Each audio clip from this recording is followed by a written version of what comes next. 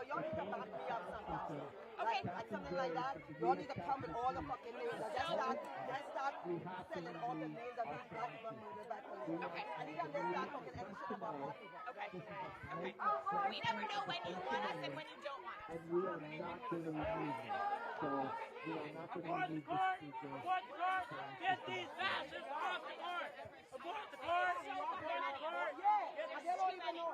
They may know George Floyd. May know George Floyd. They don't even know who. They don't know Breonna Taylor. They don't know Trayvon Martin. They don't know. We find these truths to be self-evident, not ordained by God. Self-evident.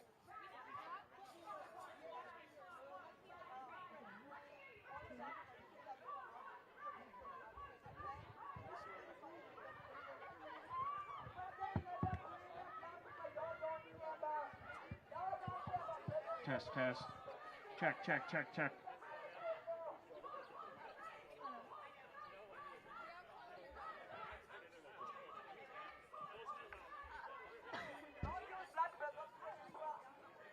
Abortion is murder! Abortion is murder! Abortion is healthcare! Healthcare! Abortion is healthcare! Abortion is healthcare! Healthcare! Healthcare! Abortion is healthcare! Abortion is healthcare! Abortion is healthcare! Abortion is healthcare! Abortion is abortion is abortion is abortion is abortion is rise up and join the fight. Abortion is a human right. Rise up and join the fight. Abortion is a human right. Rise up and join the fight. Abortion is murder. Abortion is murder. Rise up and join the fight. Abortion hurts. Rise up and join the fight. Rise up and join the fight. Abortion is a human right. Rise up and join the fight. Abortion is a human right. Rise up and join the fight. Abortion is a human right. Rise up and join the fight. Abortion is a human right. Abortion is a human right.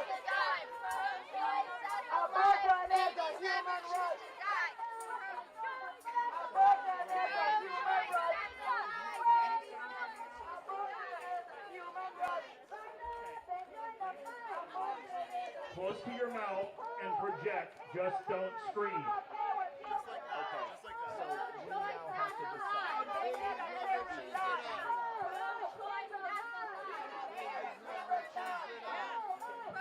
Pro-choice, that's a lie. Babies never choose to die.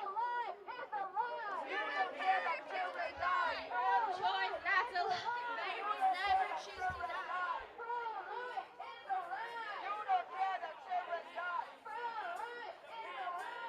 Pro-choice, that's a lie. Babies never choose to die.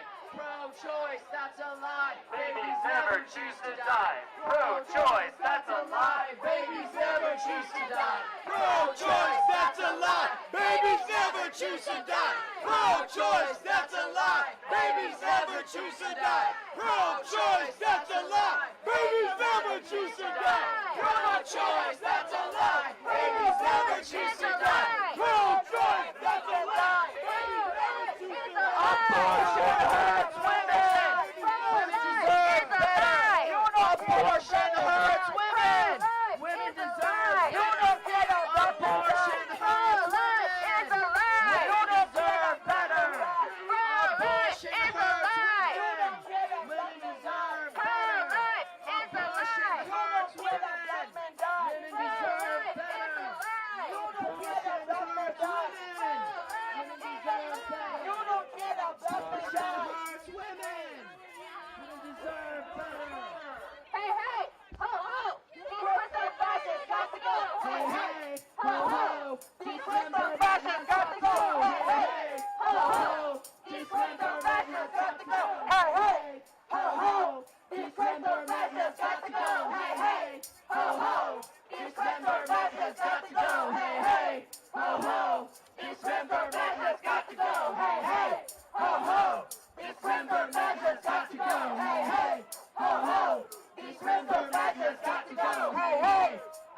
ho. Dismemberment has got to go. Hey, hey. Ho, ho. Dismemberment has got to go. Hey, hey. Ho, ho. These crucial fascists got to go. Keep your religion. Keep your religion out of my vagina. Keep your religion out of my vagina. Life is pro-science. Out of my vagina. Keep your religion out of my vagina. Keep your religion out of my vagina. Keep your religion out of my vagina. Keep your religion out of my vagina. Keep your rosaries out of my vagina. Keep your rosaries off my ovaries. Keep your rosaries off my ovaries. Keep your rosaries off my ovaries. Keep your rosaries off my ovaries. Keep your rosaries off my ovaries. Keep your rosaries off my ovaries. Keep your rosaries off my ovaries. Keep your rosaries off my ovaries. Keep your rosaries off my ovaries. Keep your rosaries off my ovaries. Keep your rosaries off my ovaries. Keep your rosaries off my ovaries. Keep your rosaries off my ovaries. Keep your rosaries off my ovaries. Keep your rosaries off my ovaries. Keep your rosaries off my ovaries. Keep your rosaries off my ovaries. Keep your rosaries off my ovaries. Off my ovaries. Off my ovaries. Off my ovaries. Rise up and join the fight. Abortion is a human right. Abortion is a human right. Rise up and join the fight. Abortion is a human right. Rise up and join the fight. Abortion is a human right. Abortion is a human right. Abortion is a human right. Abortion is a human right. Abortion is a human right. Rise up and join the fight. Abortion is a human right. Rise up and join the fight. Abortion is a human right. Rise up and join the fight. Abortion is a human right. Rise up and join the fight. Abortion is a human right. Rise up and join the fight. Abortion is a human right. Rise up and join the fight. Abortion is a human right. Rise up and join the fight. Abortion is a human right. Rise up and join the fight. Abortion is a human right. Rise up and join the fight. Abortion is a human right. Rise up and join the fight. Abortion is a human right. Rise up and join the fight. Abortion is a human right. Pro-life is a lie. Pro-life is a lie. You don't get a black man die. Pro-life is a lie. You don't get a black man die. Pro-life is a lie. You don't get a black man die. Pro-life is a lie. You don't get a black man die. Pro-life is a lie. You don't get a black man die. Pro-life is a lie. You don't get a black man die. Pro-life is a lie. You don't get a black man die. Pro-life is a lie. You don't get a black man die. Pro-life is a lie. You don't get a black man die. Pro-life is a lie. You don't get a black man die. What do we want? Abortion right. What do we want? Abortion right. What do we want? Abortion right. What do we want? Abortion right. What do we want? Abortion right. What do we want? Abortion right. What do we want? Abortion right. What do we want? No. When do we want it? Now. If we don't get it, shut it down. We don't get it, shut it down. If we don't get it, shut it down. If we don't get it, shut it down. If we don't get it, shut it down. What do we want? Abortion right.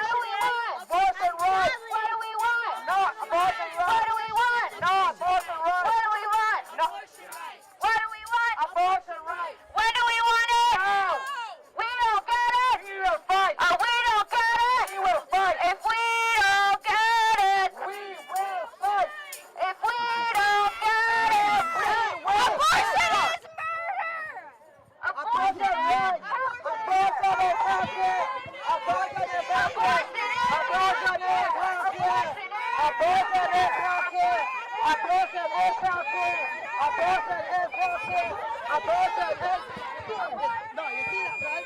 You see, no, if I hit you, so if I hit you, a person is walk here.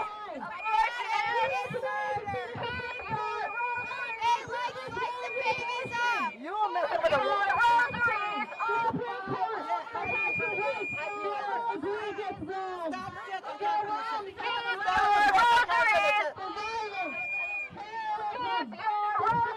They like slicing babies up.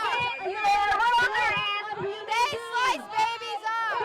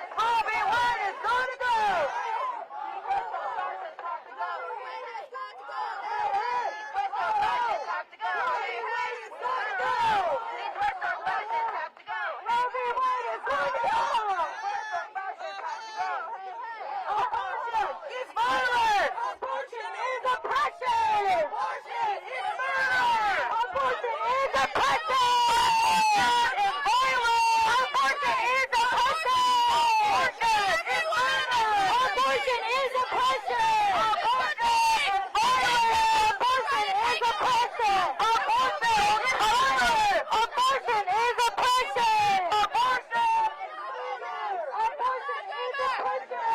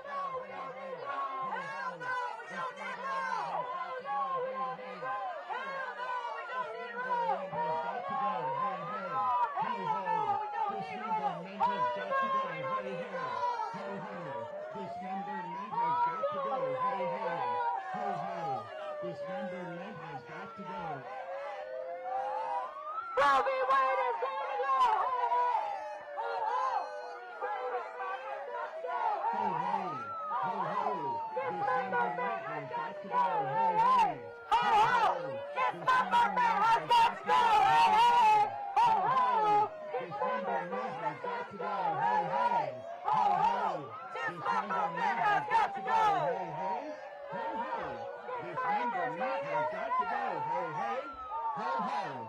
Dismemberment has got to go.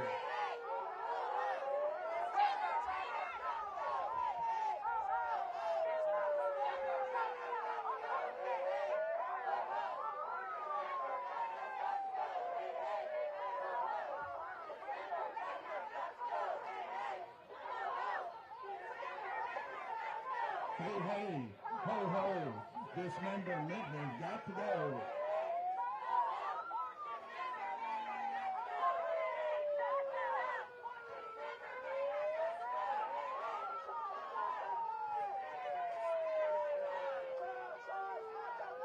Babies never choose to die. Pro-choice is a lie. Babies never choose to die. Pro-choice is a lie. Pro-choice is a lie. Pro-choice is a lie. Pro-choice is a lie. Pro-choice is a lie.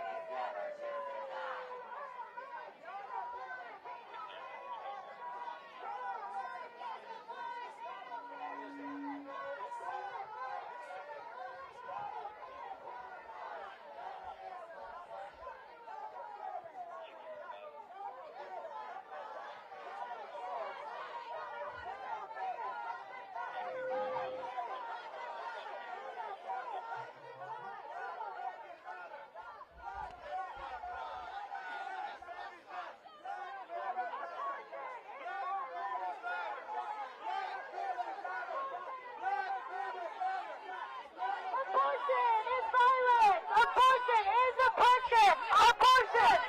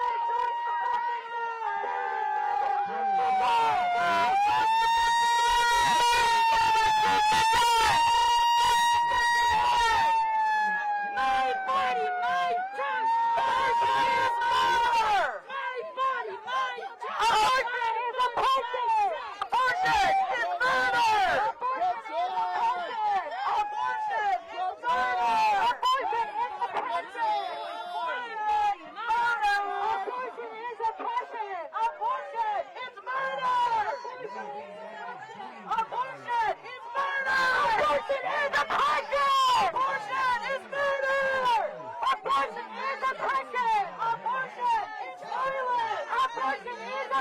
Abortion is murder!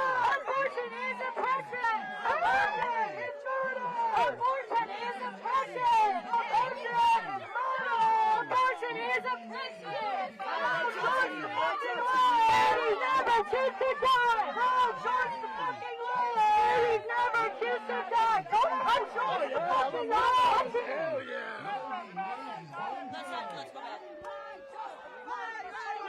Let's go back. My body, my choice. My body, my choice. My body, my choice. My body, my choice.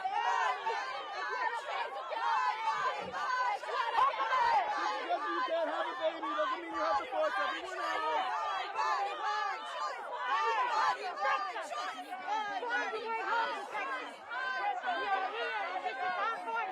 Nobody decide for us. Ourselves, we decide. Nobody.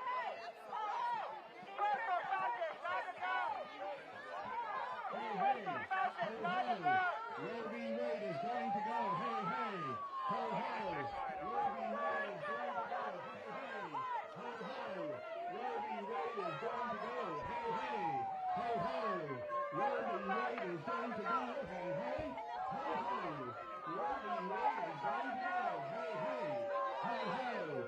Roe v. Wade is going to go. Hey, hey. Ho, ho.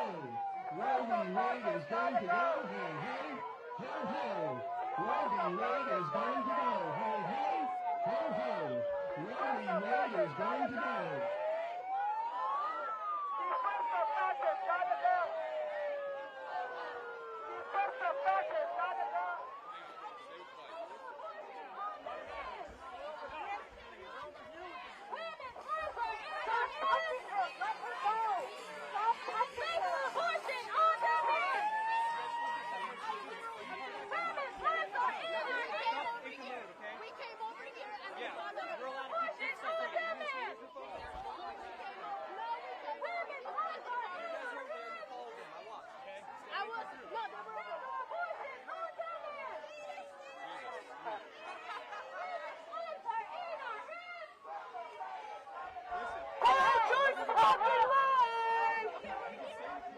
Pro-choice is a fucking lie!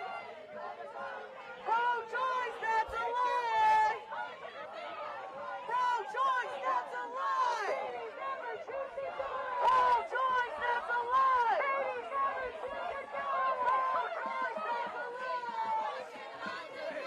Women's lives are in our hands! Legal abortion on demand!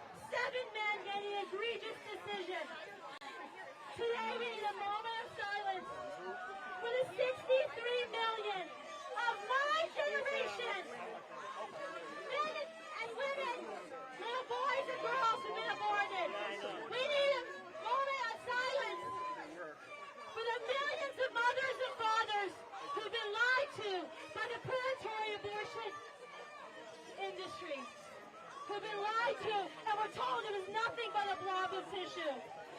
Today, Roe vs. Wade made its way into the action of history. We are below, along with Plessy, along with Fred. And we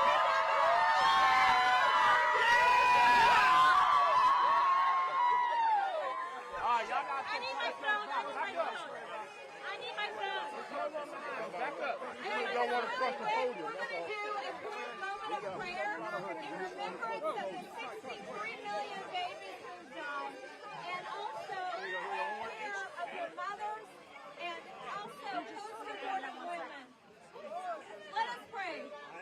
Dear Lord, we just thank you so much for your care and your goodness. And God, we just pray right now for the mothers who are struggling, for the women who are still in so much pain from the choice that they thought would be a simple one. God, we remember them. Lord, as the church, help us to step forward and offer alternatives all over this country, even more than we're doing now. Open our hearts to life. Make us a culture of life in this nation. God, I pray that you will forgive us for the lives that are lost. God, forgive us of our national sin. And help us, Lord, to move forward in the way I'm working. that we're hearing and move forward. God, I pray.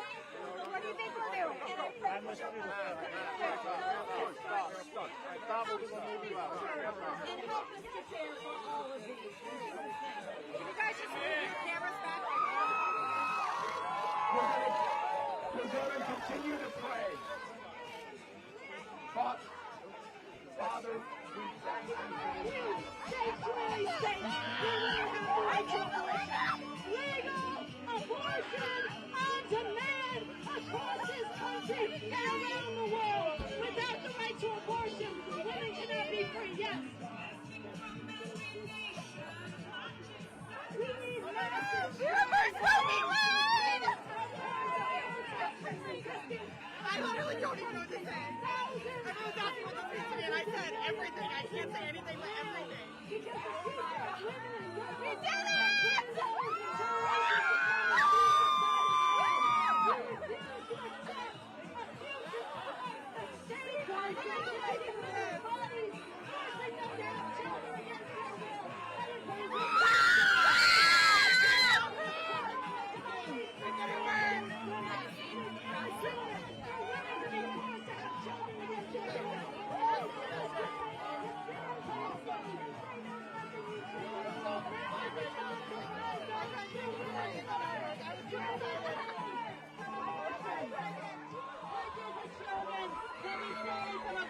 today.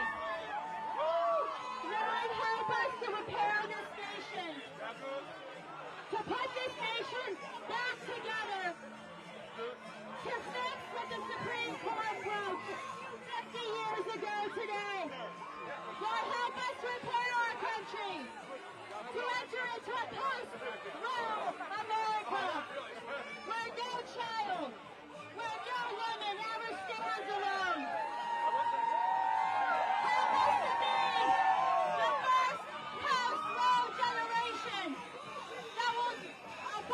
Abortion that will make abortion illegal and unthinkable throughout our land.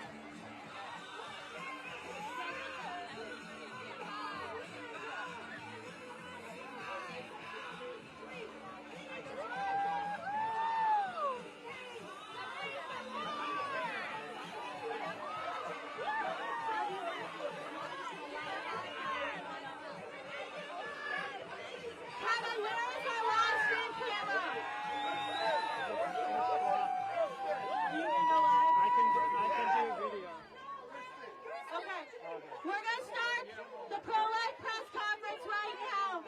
I apologize for the angle. Friends, this is historic. 50 years in the making. Pro-life giants set out this path before many of us were even born. Many didn't even live to see this day.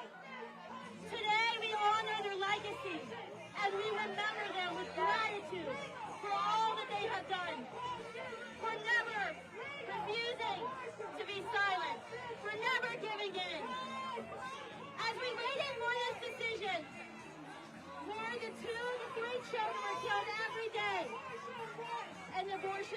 more than 800 of children were killed. Today, 880 children may immediately be rescued from abortion violence. As 26 states move to ban or restrict abortion immediately, now the road is reversed. Pro-life generation, I see you. Pro-life generation, you've been here.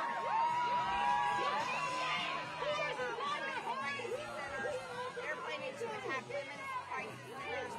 So this is a more dangerous time, and it's the radical left that's doing it. I want you guys right over there at the Capitol right now.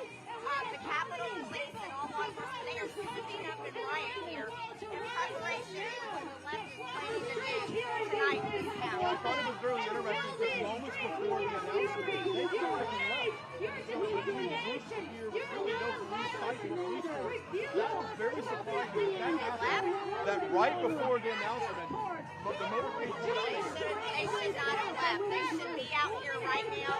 They should be enforcing laws, making sure there's no violence and people are kept safe. They're over there sitting up in their riot gear, and I'll go ask them when I go to vote in a few minutes and ask them, you should be out here back in the streets making sure people are safe. So what's your message to people who live around this area? You've got businesses, you've got people that come commute to work.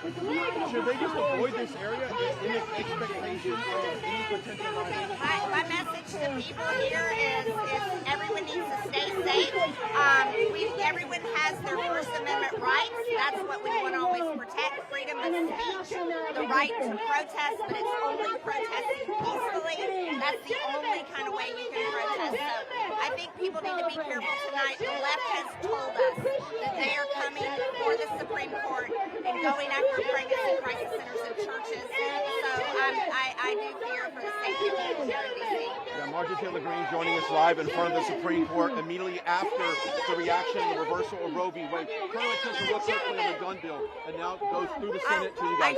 I just spoke this morning on the Rules Committee. I introduced an amendment to protect Americans' due process rights on this. This Senate bill is horrific. I cannot believe Republicans joined Democrats to do this. Mitch McConnell, Lindsey Graham, and all of these sellouts on the Second Amendment, they completely sold out every single one of their voters. I went to the Rules Committee this morning demanding that we protect due process rights. And I don't think the allow it. The Democrats will not allow it. They want to vote on that bill as fast as possible. We're voting on it today. Also, they can get on a plane and get out of town. This is wrong. And because the left is so radical, and because of threats against communities. Tomorrow we go out and we make our world better. We put this nation back together again. We transform our culture into one that respects every human life, no matter their level of aptitude, no matter their location, no matter what happened the night they were conceived. We go out and say, because you are human, you matter. Because you are human, you have value. All of you will go back to your states tomorrow, and you will rush to your capitals, and you will demand that your legislators protect you. You will go to the streets while the other side smashes our windows, while the other side threatens violence. You will go to the streets in service to connect every single woman who's scared and alone, who's being told that she has no other choice than to pay the abortion industry, who will profit off of her despair. You will tell her you can choose both, and we will stand with you. Friends, this is not the end of the pro-life generation, not the post-Roe generation. This is the next phase.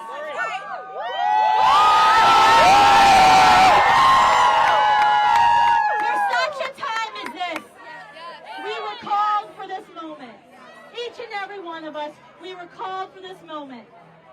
And this is a heady responsibility to make abortion unthinkable and illegal throughout our nation, to ensure no woman stands alone in a post-Roe America, to be the post-Roe generation!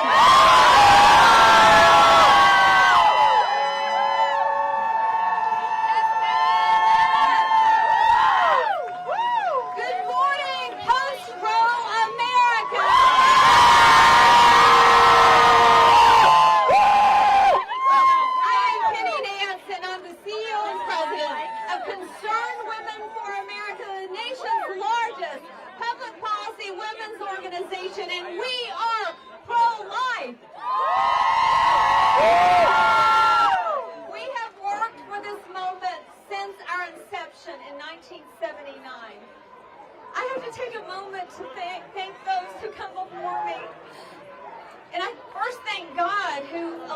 to live to see this moment. I knew it would happen. I didn't know if I would live long enough to see a culture of life in America. Certainly this is not the end. This is just the beginning of the work we have to do as we go to every state to offer more alternatives. We walk along women, we walk along children, and we change the culture of death to the culture of life. No, in Isaiah it says, woe to those who call evil good and good evil. There are those that will call this evil, right? But this is good. This is right. This is just. And so today, abortion is violent. Abortion is oppression. Abortion is violence. Healthcare. Healthcare. Abortion is healthcare. Abortion is healthcare. Healthcare. Abortion is healthcare. Abortion is healthcare. Abortion is healthcare. Abortion is healthcare. Healthcare. Abortion is healthcare. Abortion is violence. Abortion is oppression. Abortion is violence. Abortion is oppression. Abortion is violence. Abortion is oppression. Abortion is violence. Abortion is oppression. Abortion is violence. Abortion is oppression. Abortion is and we will abolish abortion. We are the post-road generation. We will abolish abortion. We are the post-road generation, and we will abolish abortion. I cannot even believe that we are standing here today. We have seen firsthand the bloody, dead, ripped apart bodies of our human siblings, and we are done, and we fought for this for 50 years, and we are here, we are young, we are diverse, and we are ready to support our communities through anything they need, and we understand that our liberation does not come at the expense of a child. We can be free without violence, and we are the post-road generation!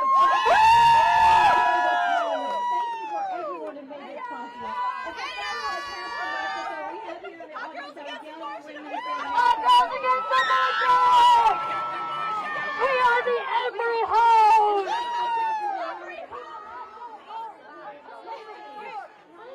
Abortion across this country. I'm not talking about a few refuge states, a few sanctuary states where women can travel to. If women are not free anywhere, then women are not free. This ruling was illegitimate. It must not be accepted, and people in this country need to stand up now, fill these streets, and demand that the U.S. government at the federal level restore nationwide legal abortion. They have the power to do it, but we have to force their hand. We need to fill these streets in mass, nonviolent, sustained resistance. Years ago, Mario Savio, a leader in the free speech movement at Berkeley, he said, there is a time when the workings of the machine become so odious, make you so sick at heart that you can't take part. You can't even tacitly take part, and you've got to put your bodies upon the gears, upon the levers, upon all the apparatus of the machine, and you've got to make it stop. And you've got to indicate to those who own it and those that run it that unless you're free, their machine will be prevented from working at all. This is what we must do right now. We need to make clear through mass, sustained, nonviolent protest. Woo!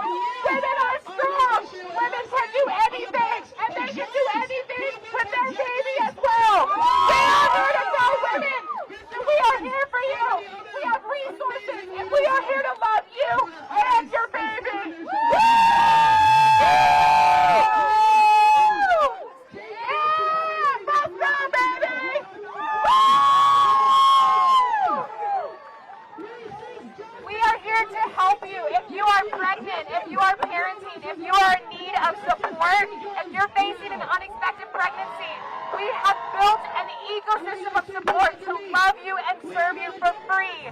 You can go to standingwithyou.org. At standingwithyou.org, we will stand and walk alongside of you. You can find pregnancy help, adoption services. You can find foster care services, financial assistance, women's shelters, anything you need so you can achieve your dreams with your child. We have been going across the country, door knocking in our communities, letting them know about the Standing With You initiative. If you are facing an unexpected pregnancy, you are not alone. We're here to love you and your child and serve you both. I am a resident of San Francisco. This is just the beginning of our battle. There are so many people in San Francisco facing poverty and houselessness that we are going to help. We are going to pull up and we are going to create safe and sustainable communities so that we do not have to.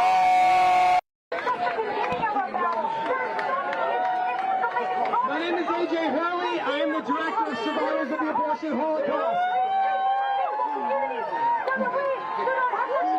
We raise a prayer for the 60 to 70 million unborn children that have either been poisoned or dismembered due to the violence of Roe v. Wade for the last 50 years in this country. And we raise a glass to the future of anti-abortion ministry. We will not stop until every single baby in this country is protected by Almighty God and by every state in this union. No longer will injustice reign in this country. But as the waters cover the earth, so will righteousness and justice cover every other speck of this nation. As the water covers the sea, from sea to shining sea, it is so simple. You've heard it ever since you are a young baby. A person is a person, no matter how small. We will not suffer the intolerable violence, the dismemberment of children in the womb any longer. We will not rest until that happens. God bless America and overturn you!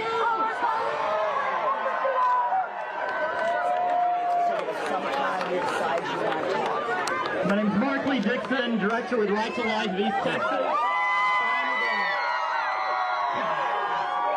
Founder of the Sanctuary Cities for the Unborn Initiative.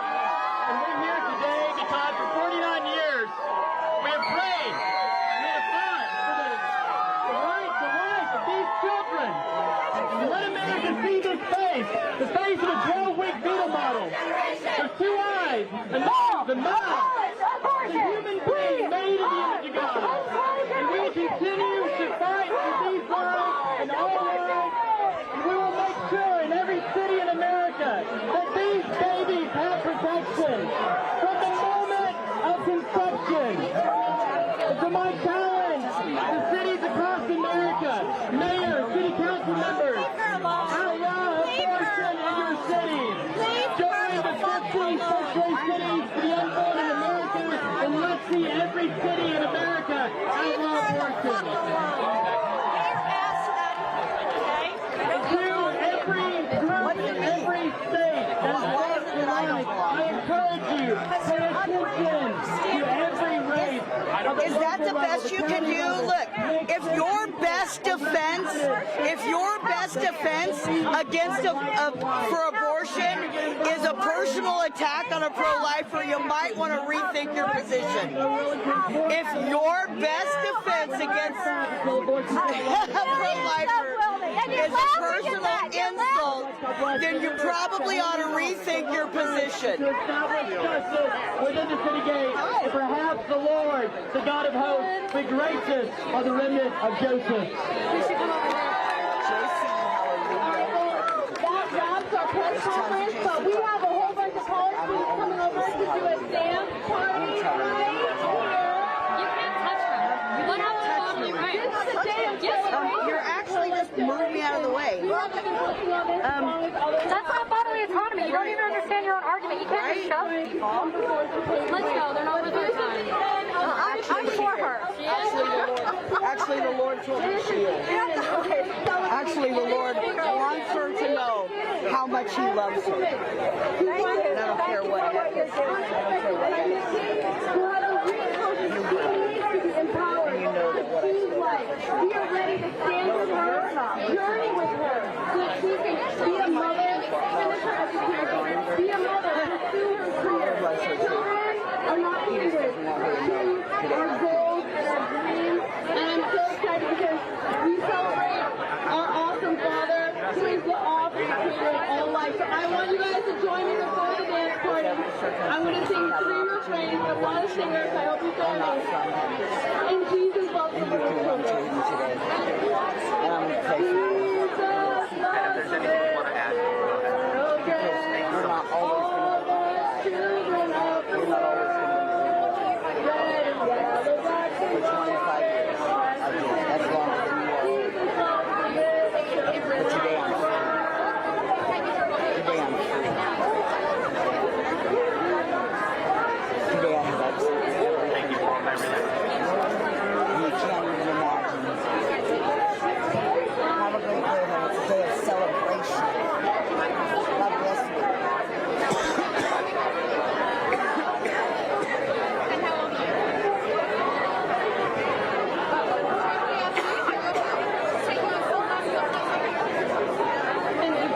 Jesus loves the little children of the world. Welcome to an America that will welcome every child. Oh my gosh, Kristen hasn't spoken. My name is Protestor, and I'm the Executive Director of Pro-Life San Francisco and the Communications Director for the Progressive Anti-Abortion Outbreak. You are being tested. Where will you stand? Which side are you on? Are you going to lie down and accept the enslavement of your sisters and your daughters, of your mothers and your granddaughters? Will you lay down and accept this illegitimate ruling? Or will you find within your fury and your fear the strength to come out in these streets, to stand up with others, to rise up for abortion rights, to wear the green bandana, to learn from the women of Argentina, the women of Colombia, the women of Mexico, who went in the streets with the green bandana and fiercely struggled again and again until they tore down the wall. We will bring justice to them, just as we will bring justice to the over 63 million children who were killed because of this egregious decision. Today is just the beginning.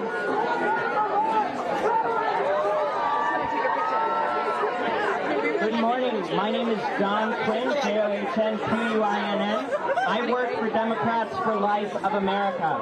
We are building the future's bipartisan pro-life consensus. Democrats for Life have been here every step of the way. We've had elected pro-life Democrats who've passed important votes for every step of the pro-life movement, and we're going to continue. We just nominated a pro-life Democrat to run for governor of Alabama. White women of privilege crying. The white women of privilege crying.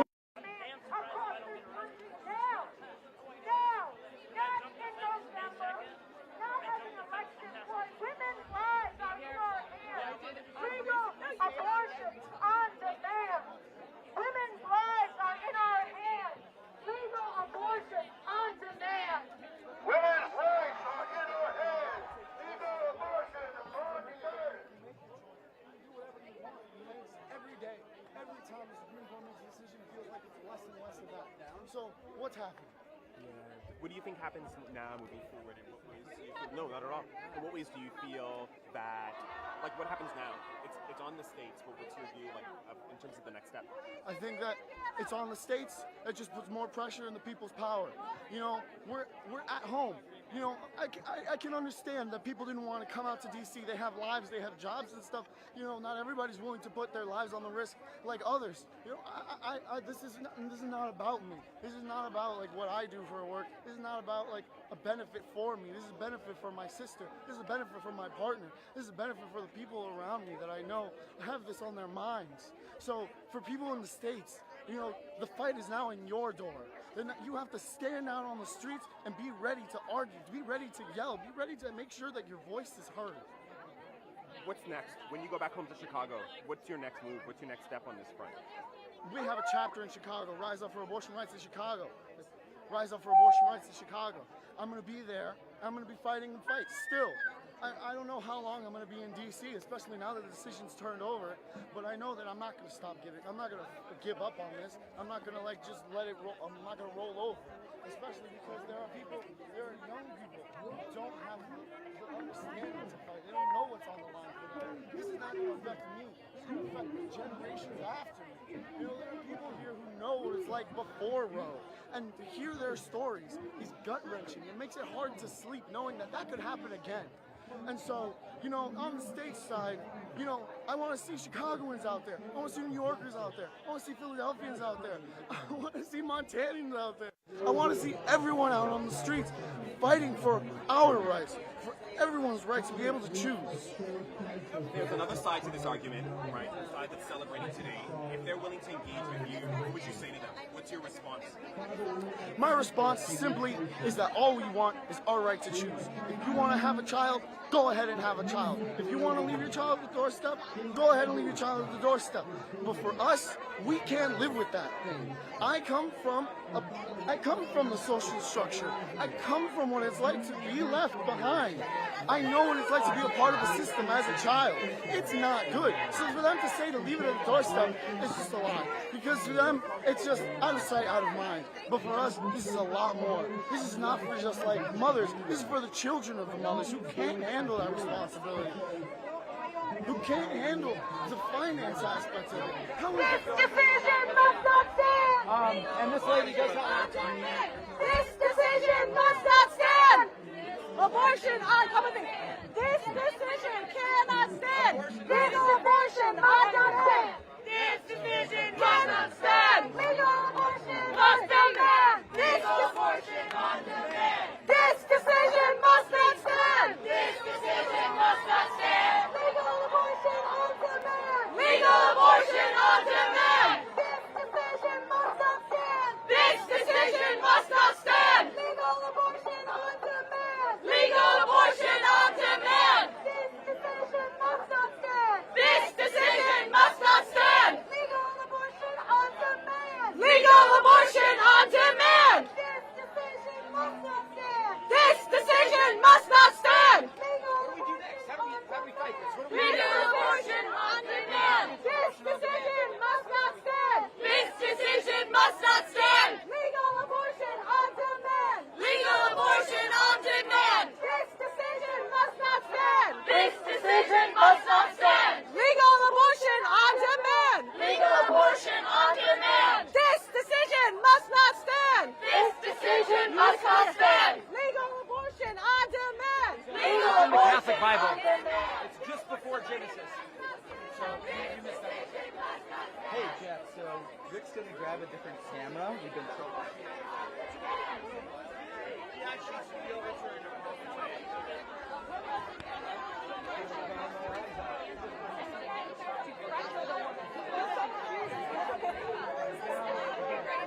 Start a States for Life, and you can get connected with someone who can help you.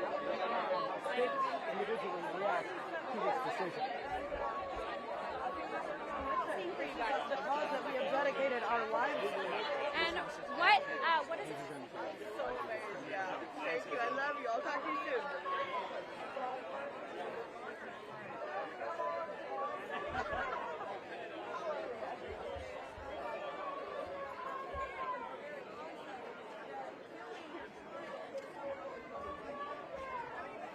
You know they're coming for you next, right? That's what Trump's trying to say.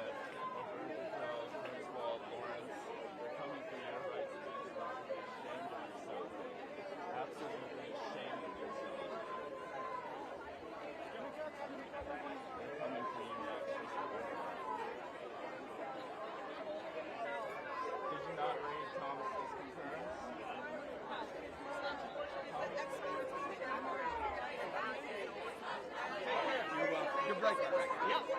Good to see it.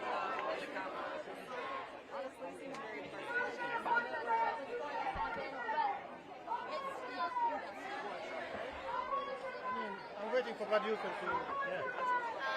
I feel a lot of disappointment and I feel a lot of fear. I'm from Texas.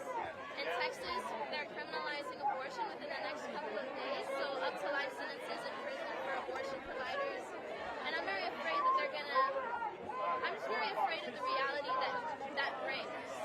Yeah, I mean, for a lot of people are saying this is something that it's years.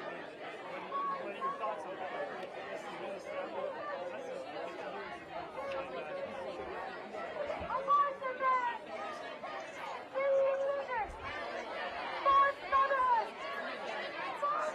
What I do with my body, or what I do with my life, is like a right. And now it's not my right. It's the government's right. Without my input, without my consent, it is the government's right. There is one word for this division.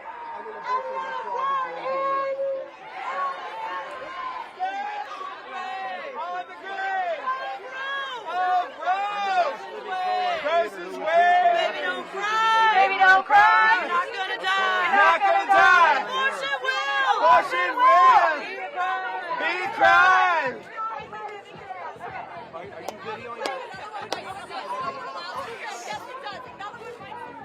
How'd you feel the second you found out about the overturn? How do you think I felt, man?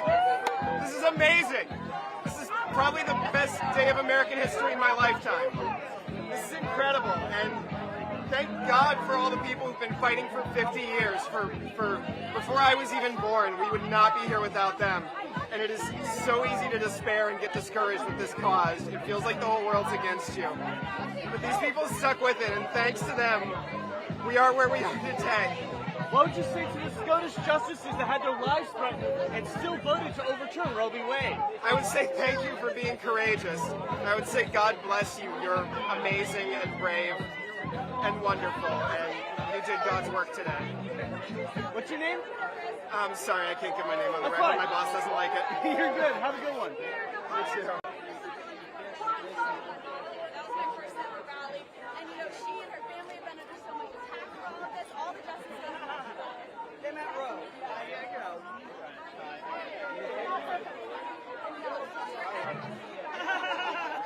It's okay. I was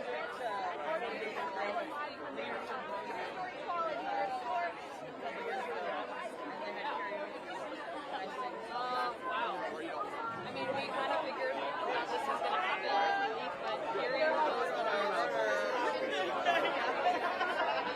we live so here, and now we're no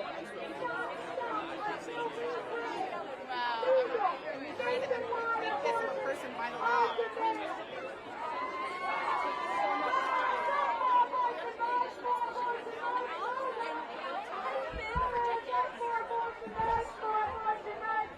I think of my name, but sure. Rise up for abortion rights, for abortion rights. Rise up. Rise up for abortion I'm rights, absolutely for abortion ecstatic. rights. Rise up. I'm shedding tears of joy. Rise up. Rise up for abortion rights. What was for the abortion alternative? rights. Oh, I'd have been devastated. I'd have been furious. But at the end of the day, it really doesn't make a difference. Our job as pro-life people is to keep working to advance the pro-life cause legally and culturally. So if the decision went the wrong way today, it would have been get up tomorrow morning and keep working for life. If the decision went the right way, same thing. Get up tomorrow morning, keep working for life. Well, if they don't burn the city down tonight, I'm certainly hoping that the police are able to keep the city safe tonight, because I think that they're very angry.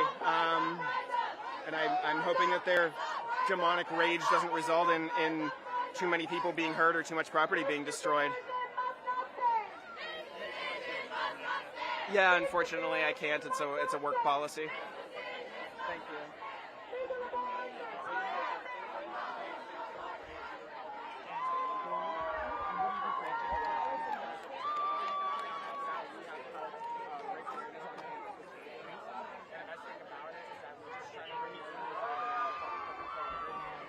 And talk kids? How many kids do you have? I have 2 kids. How old are they? They are 14 and 16. And you mentioned your kids. I have 2 kids also. 27 Sons, daughters? 2 sons. 2 feminists. And how about 2 you? sons. And why'd you come here today? Did you have a feeling that this might happen, or? Yeah, my birthday was Tuesday, and I was really hoping it wouldn't be then. And I came yesterday. So you were coming on decision day? Okay. They added this day, so and I'm trying not to cry because I don't want them to get an image of me crying. I knew it was coming. What we need to do as women, organize, don't agonize, organize. We are the majority. We just need to come out. The fact that the, like what, 50 million women who are 64 million people who are going to be affected by this, not even what, half a percentage seem to care. This is why it was able to overturn.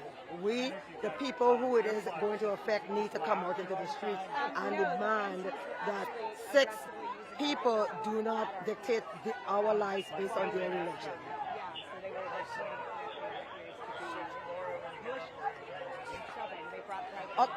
So I'm a realist. I knew it was coming. So even though it hurts, I knew it was coming. So I'm mentally prepared that we cannot organize over it. We have to get organized and just vote these people out, get it back codified to the federal government and move on. But we need not sit down and take it gently and go into the night. It was good for our side because a lot of women and people who are not engaged are now going to be engaged come November. And my hope is, I don't have confidence in it, but my hope is we rise up and vote these people out. Nadine Seiler. Okay. NADINESEILER as in Robert. Thank you. Expand the number of people, high-risk persons, like midwives. We will abolish abortion. We are the poor generation, and we will abolish abortion.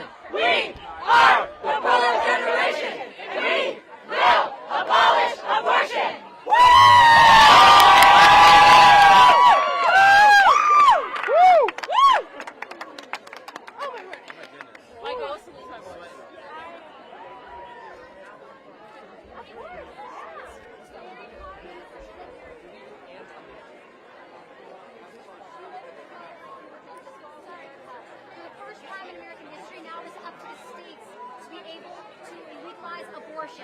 And this is huge for us. The work is really just beginning.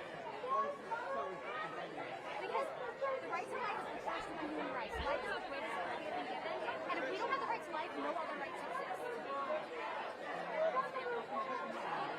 Now, we're going to work hard in the states to provide resources for women. No one just takes smaller costs for America. We're going to pass legislation and give women the resources they need so they can go on. We did it, bro. Hey.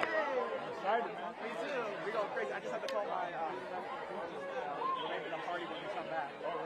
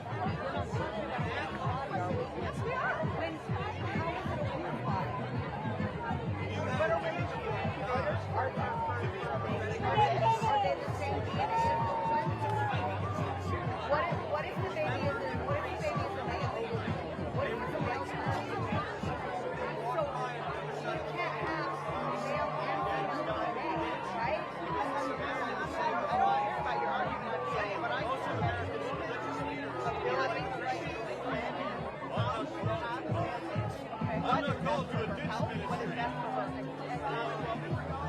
What is best for like what is best for our family, what is best for our future. This takes that right away from women.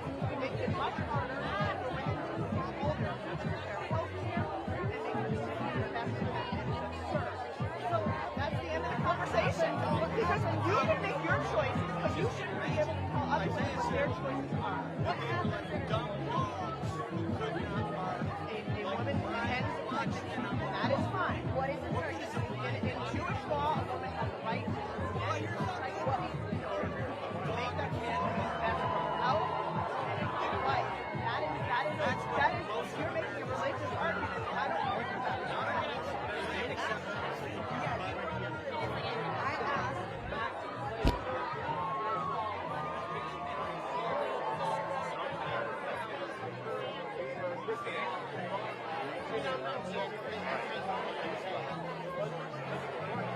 But I'm happy to do that. We need good voice. Yeah, we are! We will keep fighting!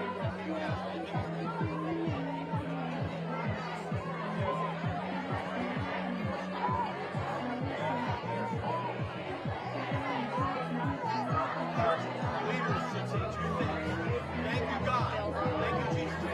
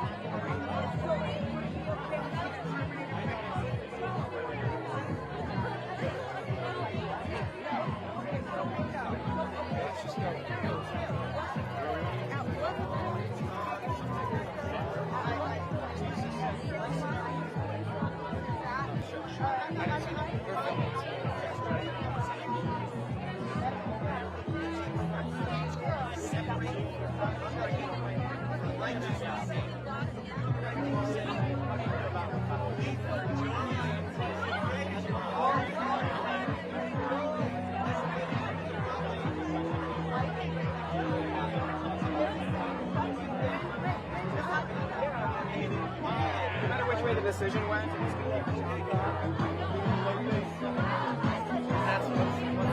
you're not doing this for the left.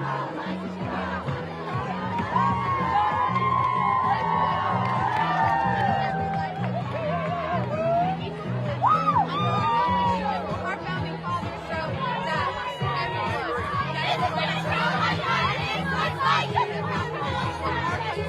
this is what a pro-life feminist looks like! This is what a pro-life feminist looks like! This is what a pro-life feminist looks like!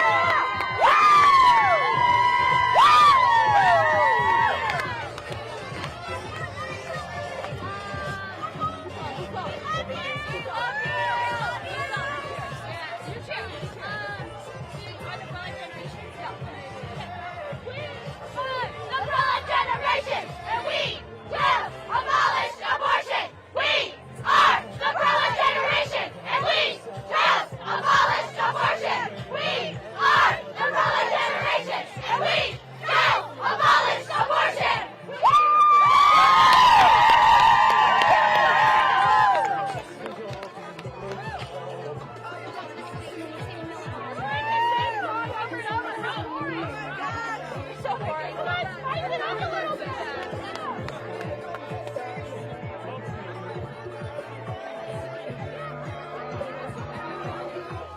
Hey, look, mama made it. Hey, look, mama made it. Give me back.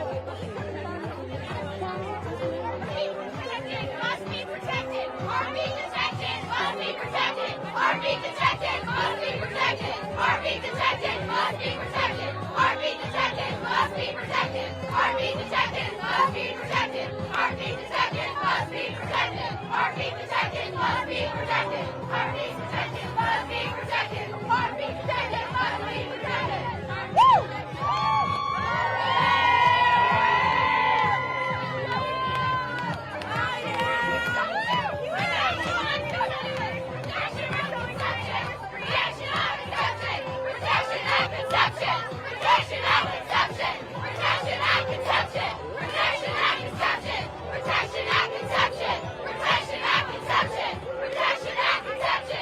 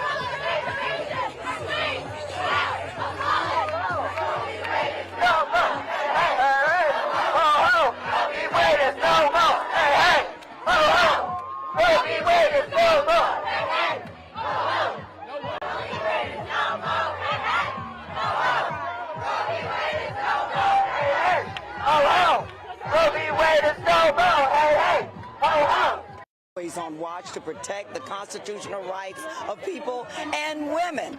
And every American who supports women, supports their daughters, every American, men and women, ought to send a strong message that we are not going back.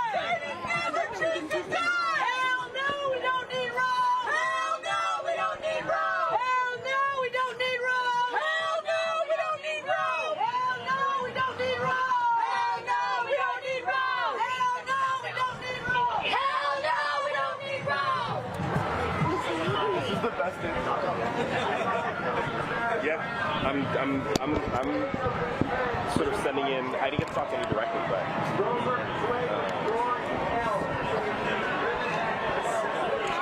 you can tell them to get the belt and spike from the tape at the office. You said what's right?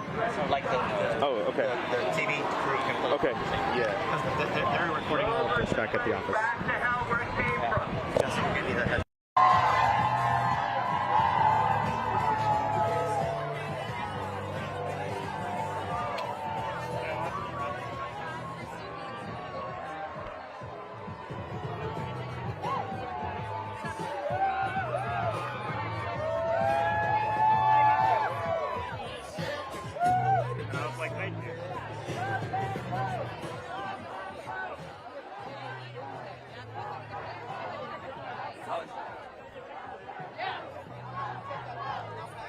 Personal capacity.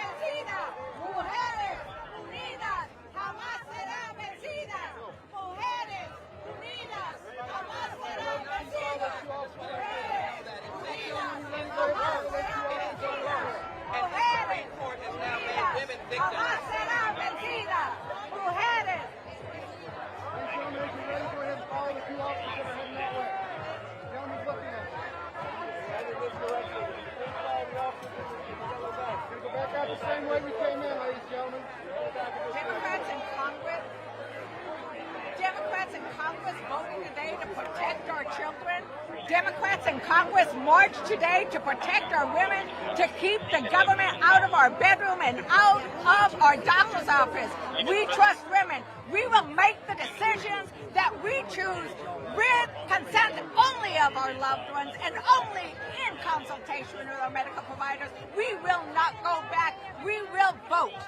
Mujeres unidas jamás serán vencidas. In this Supreme Court, girls have more rights than women. Shame on them. Today, we voted to protect our children, one step to keep them away from guns. Today, we marched on the Supreme Court because we need to keep the government out of our bedroom, out of our doctor's office. We trust women and we will vote porque las mujeres unidas jamás serán vencidas. We will come out. Latinas, women of color are going to be the most hurt by this. They are killing our women. Let me also point out the following. This is an extreme Supreme Court. This is a political Supreme Court. Clarence Thomas has already said that contraception, same-sex marriage, LGBT rights, and trans rights should be on the table. This is not the America that is represented by the people who vote. That's why voting in November is so important. You see this turnout here? You ain't seen nothing yet.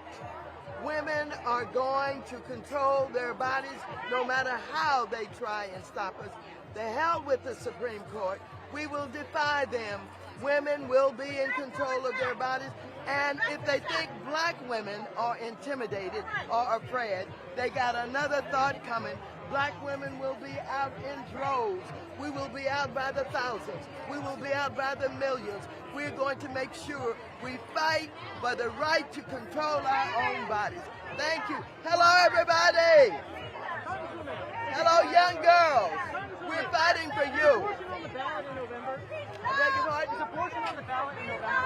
I don't know what's happening and where they're going with this, but we're going to take every effort and try everything we can to overcome what they have done to us today. Let me add this. Women are not fighting alone. There are men who have wives and daughters. There are men who respect women, and there will be men in this fight with women. This is not over. It's just the genesis of a new beginning. It's not over. It's not over. We're not going back. But right now we're going back to the Capitol to pass some good legislation. Protect our children. We protect our children. We protect our women. That's who we are. We gotta go.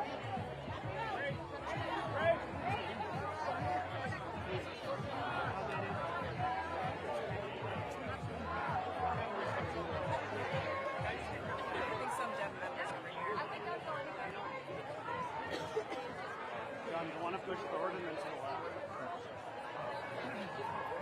They're going to bring it back into the Capitol.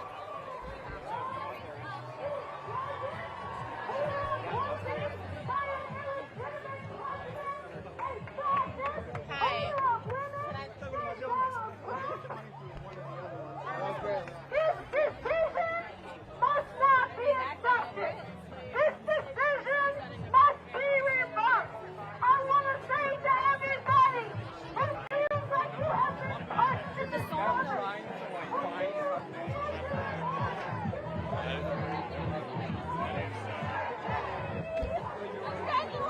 Congratulations! We did it. We did it! Oh. I'm so glad we could, this happen today. My baby.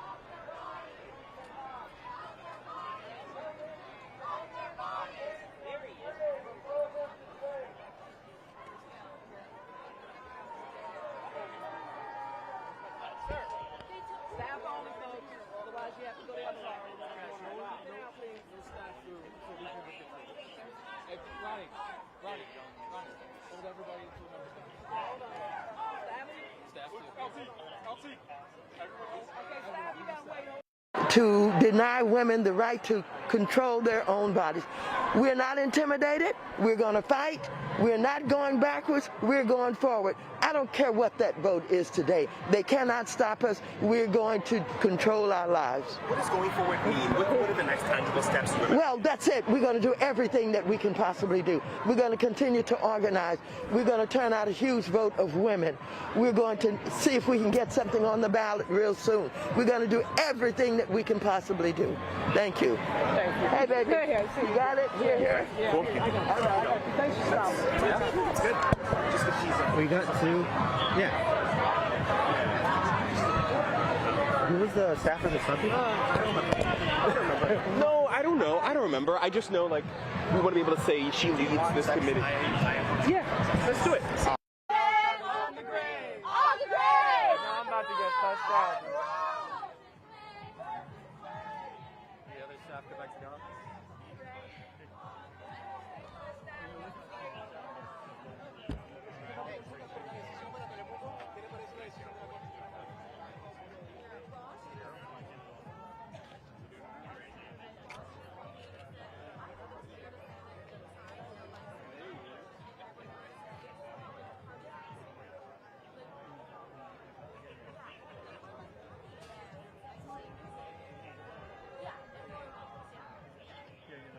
I think that's fair. Yeah.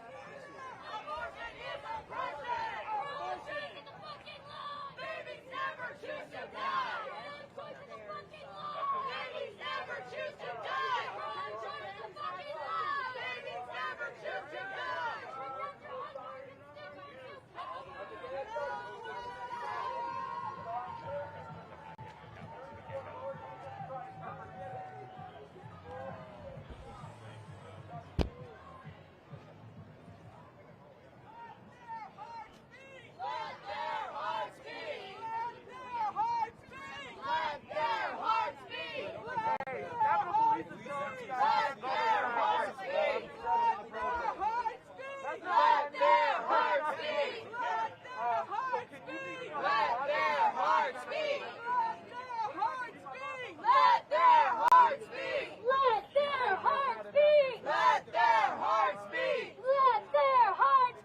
Let their hearts beat! Let their hearts beat! Let their hearts beat! Hell no, we don't need roads! Hell no, we don't need roads! Hell no, we don't need roads! Hell no, we don't need roads!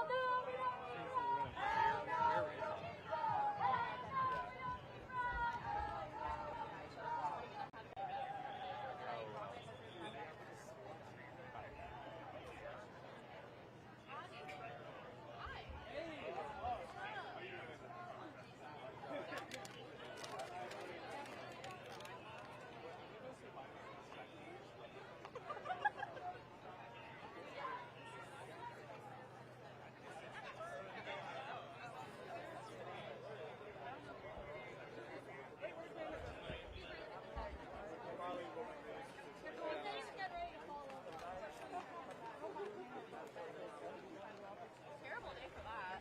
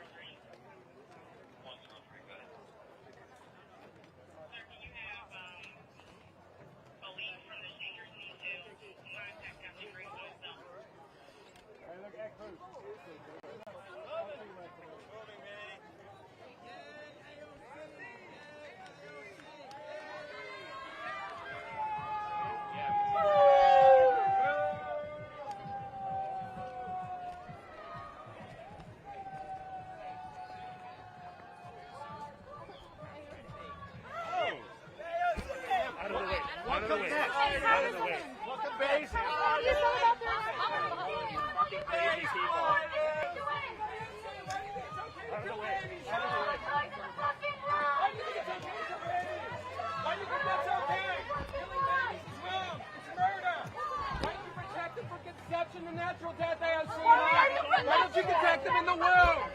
Why do you think women need to kill their babies? We're not going to stop it, okay?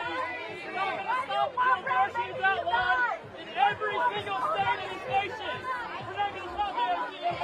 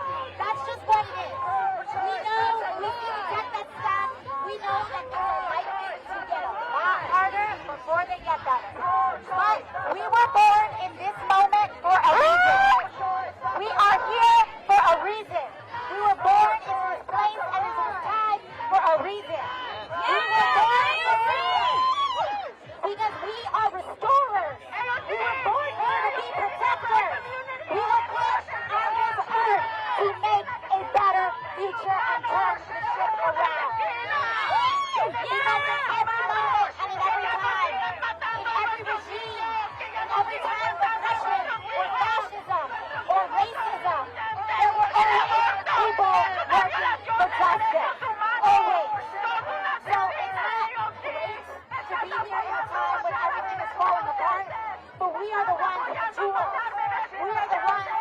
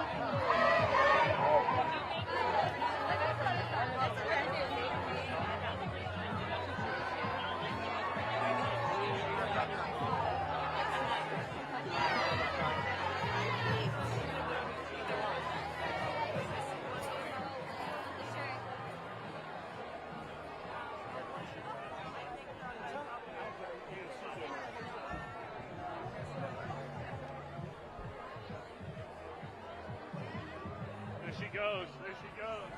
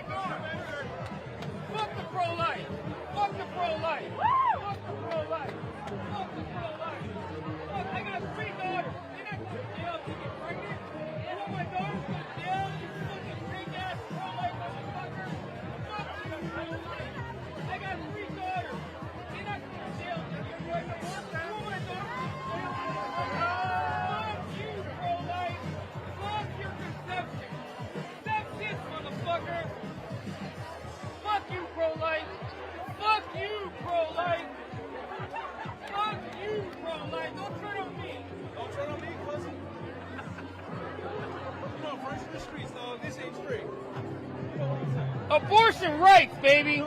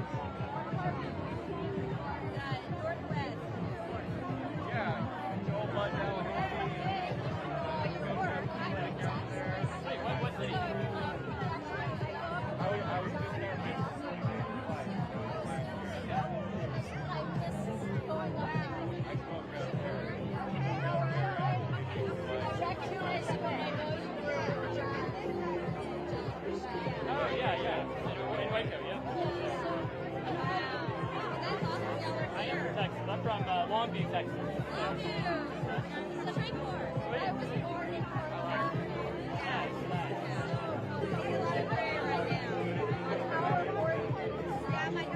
work to do. What city? I was thinking we should get more Actually, it does. So we still need to pass ordinances at the local level. Because we've got places like Austin, they're going to ignore the law.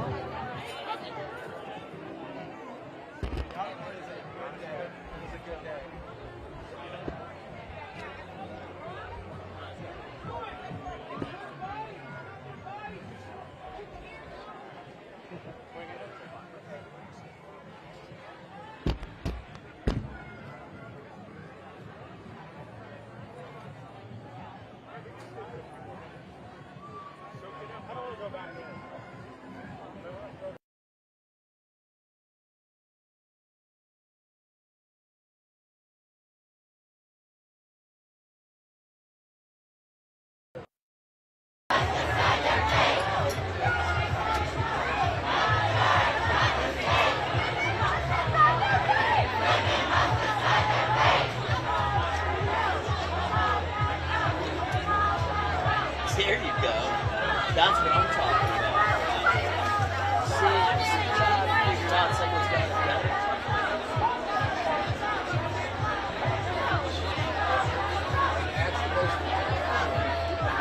Well, try being out here yesterday.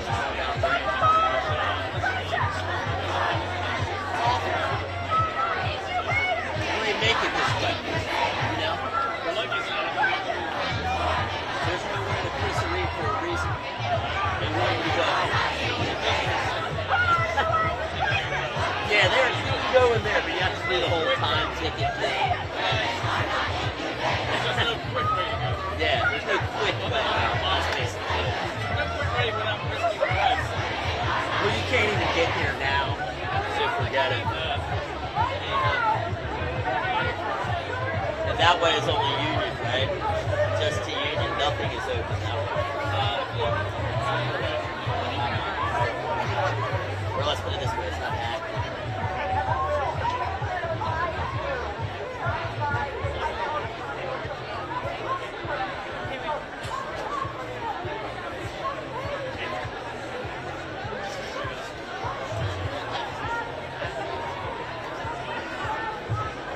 I can't hear you.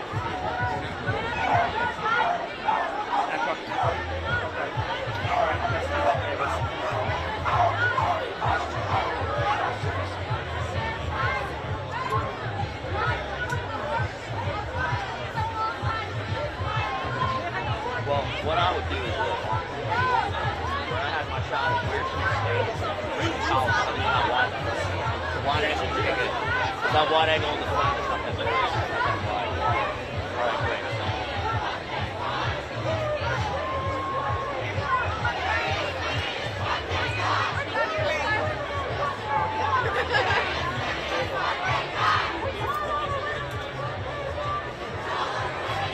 Take out the high order press passes.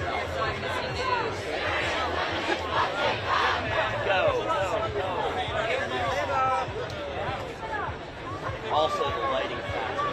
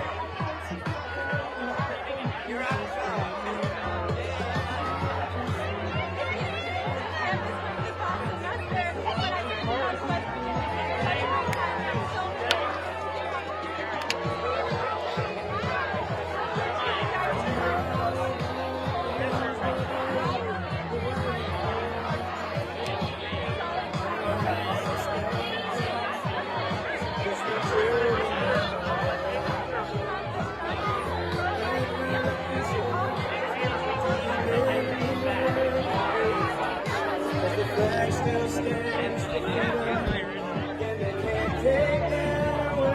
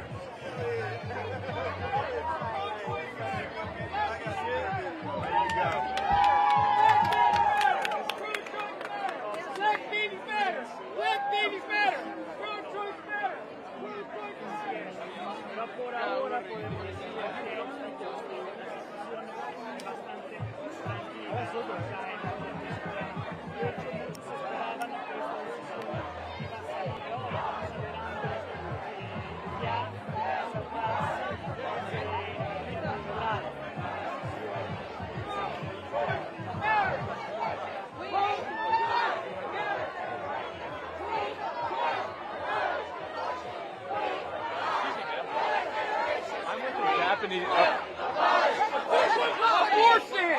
Every day! Abortion!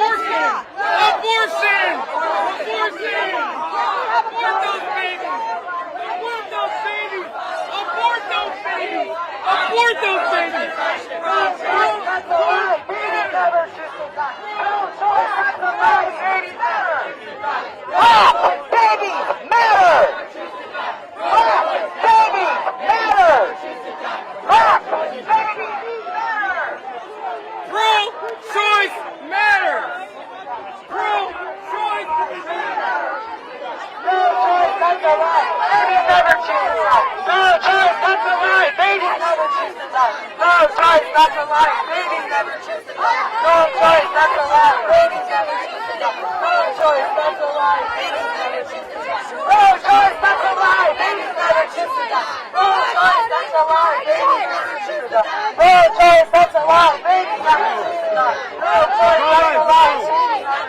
Let's go. Pro-life, let's go. Babies never choose to die. Babies never choose to die.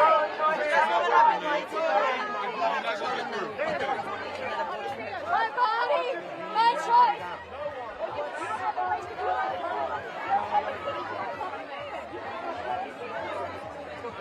My body, my choice, my choice. Pro-life, let's go. You got another win? You got your fucking photo on. Roll out. Confrontation right here.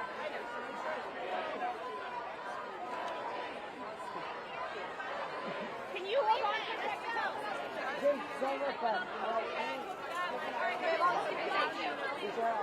Excuse me. Pro-life. Channel 5 locally.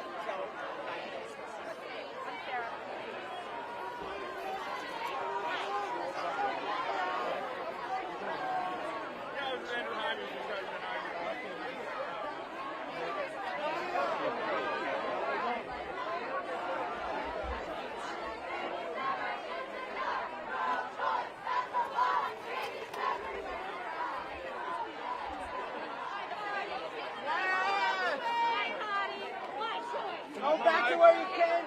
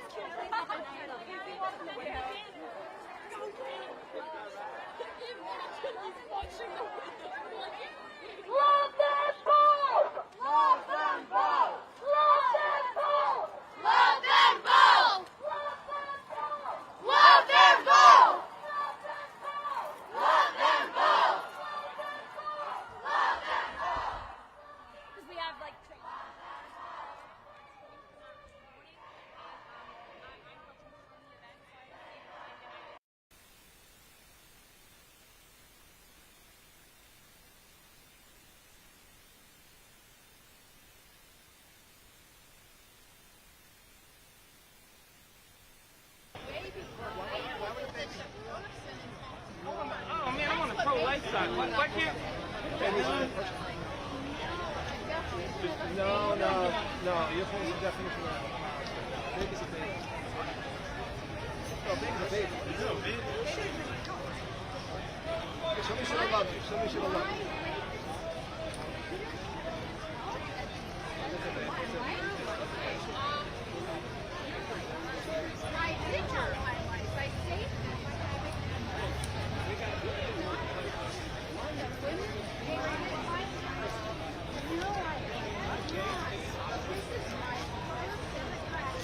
You mourn the baby? How old is the baby? How old is that baby? You ever think? You ever think? Evidence of it in his eyes. And no, I don't. But I don't. What I don't want is when I was raised, I was forced to make a judgment.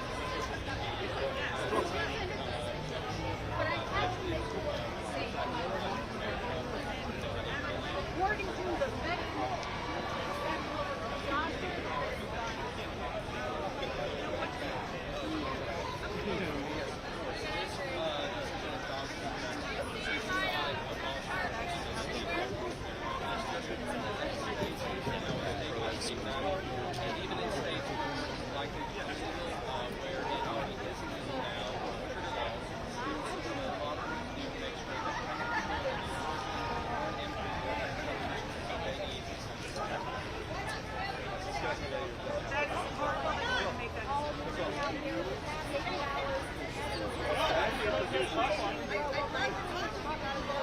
nobody cares what you like.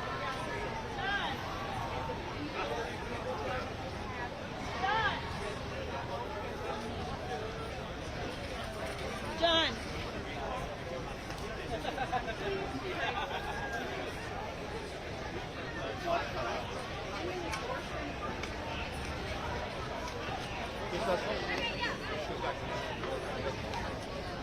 It doesn't end abortion, right?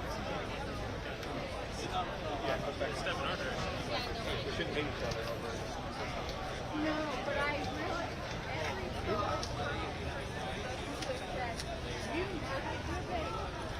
you know what? I saved my life.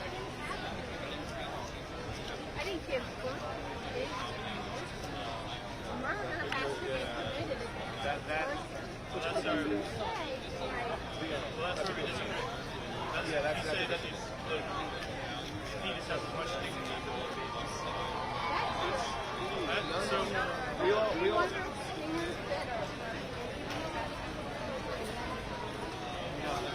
I mean, what if I apply that same law?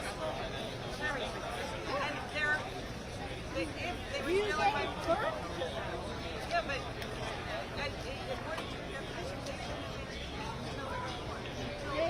man, that doesn't make sense. Joey, hey, I just saw that y'all were talking across your disagreement, and I just want to affirm that I'm on their side in terms of jobs and everything, but kudos to everyone. We need more of this, and I hope that this decision is an opportunity for time. Yeah. Well,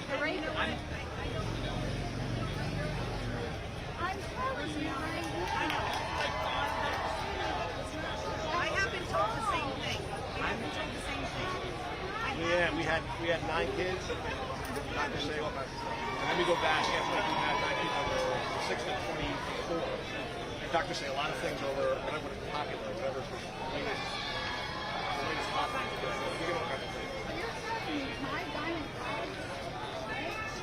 Yeah. It happens. Yeah, your gynecologist is doing that. Leanne, your gynecologist is doing that. We put him up to how much of a I didn't say my gynecologist. I said medical doctor. Cancer and your MD told you to get treatment. Are you going to be like, liar? We'll pray for you. Come on, hang on. I don't want you to pray for me.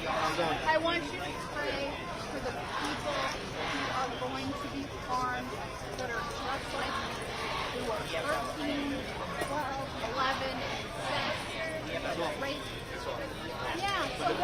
solution. Yeah, but a solution is to kill it. Order the child. It's us to discuss it. He put my life on attack. The fetus of my life is dangerous. Do you not understand? No, do you understand a baby? Like this kid here, he was a fetus, he was a baby, right? You can't say at this point he became a fetus. No, that wrong. I go by God. Conception is the baby. Conception is the baby. We all were conceived. We all passed through conception. We all became. This isn't productive, so I'm just going to leave, but I appreciate you for speaking with me, and I appreciate I can be more, understand better the early accusations. But I really wanted to ask, because I know she didn't have a child at 11, 12, or 13, 14, or 15, or 16, and she wasn't raised. I know, it's disgusting. All those conditions. They should not. It's not natural, right? All those conditions. Right? They're normal. Zygote. If you take out your appendix, is it some other kind of zygote? Doesn't matter. What do you mean it doesn't It's matter? not a human. It could be anything. It's not a dog zygote. So you don't know. They It's look not the a horse exact same. zygote. They look the exact same. But we're not talking about horses. We're not talking We're not about talking dogs. about- we're We're talking not about- talking about dolphins. A zygote We're is a talking- zygote. We're talking A about zygote a is a human zygote. zygote. If I take We're your talking zygote about out of your body, the very will it live? earliest stage- Will it live? Is it the very Can you not earliest answer a question, or do you stage just of a want to human yell? development? No. It's If not I the take very a zygote- earliest stage of human Sir, are you a development. scientist? Are you a scientist? Yeah, are you a scientist? No, no, but you know what? I can read. The very earliest stage of human I know what a development. zygote is, too. I The do. very Junior high. earliest I went stage to of school human when they taught development is a zygote. It's not. It's a zygote. So your appendix is a human appendix. It's a part of the body. It's a part of the body. No, not right. the whole No, body. right. If I take your appendix out, I can clone your appendix into a full human, into a baby. I can clone your actually, appendix. you know, No, actually, that's the truth. No, actually, I could take a you swab can't. out of your mouth. And You couldn't do that, Oh, actually. me personally. You couldn't do Oh, that. let's get into I mean, You are look, so but you're talking about unintelligent. semantics. No, I'm not talking about semantics. You're trying to make. I'm giving your example that you love I'm so much. telling you and that a blowing human it out of the egg water. and a I'm human blowing it out of the sperm, water when and they- making you realize when the sperm- how unintelligent you When are. the sperm implants into the egg. I'm not.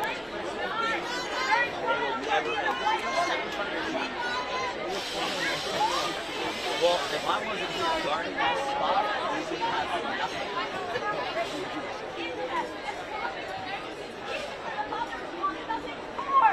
This is the best spot. See what's up there. Pull it out.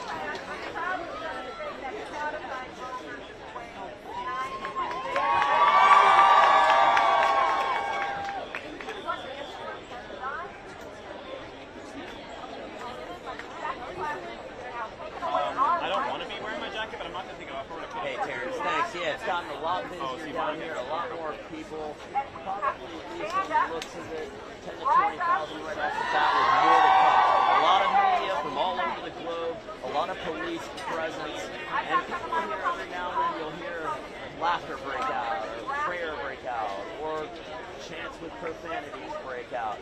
However you are on the issue, decide whether it's something you want. I believe we had some female Democratic congressmen show up and they expressed their discontent with the verdict. This is a sunny verdict. This is not breaking news to anybody. We were waiting for this to come.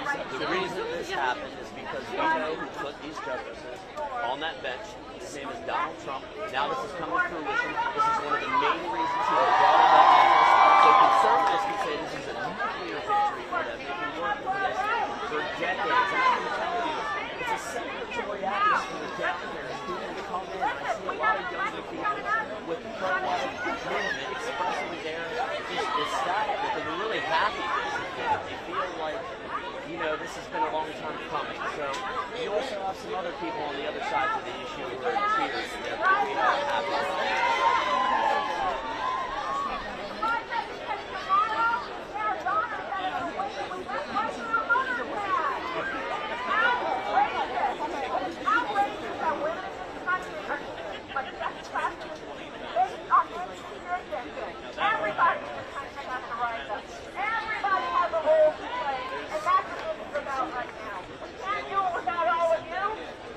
All of us standing together.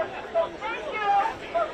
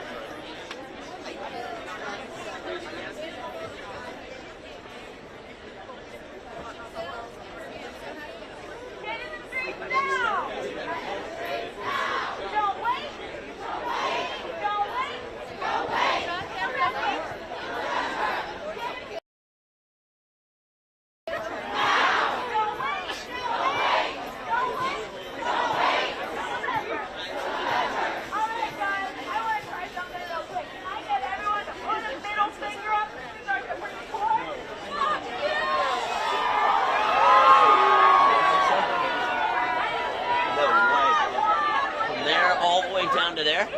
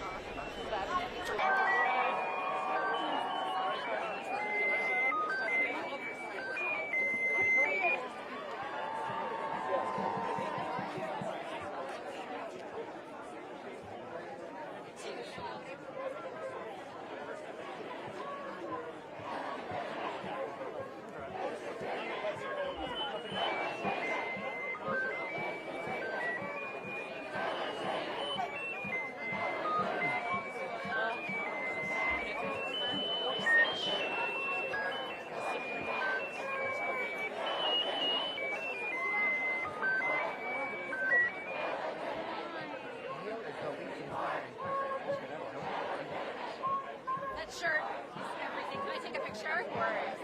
Only if we're in it together. I mean, I'm not. You need to lean in with your vote. Honestly, it's about. Okay, great. It's just the shirt, it's not your face. Love it. Thank you.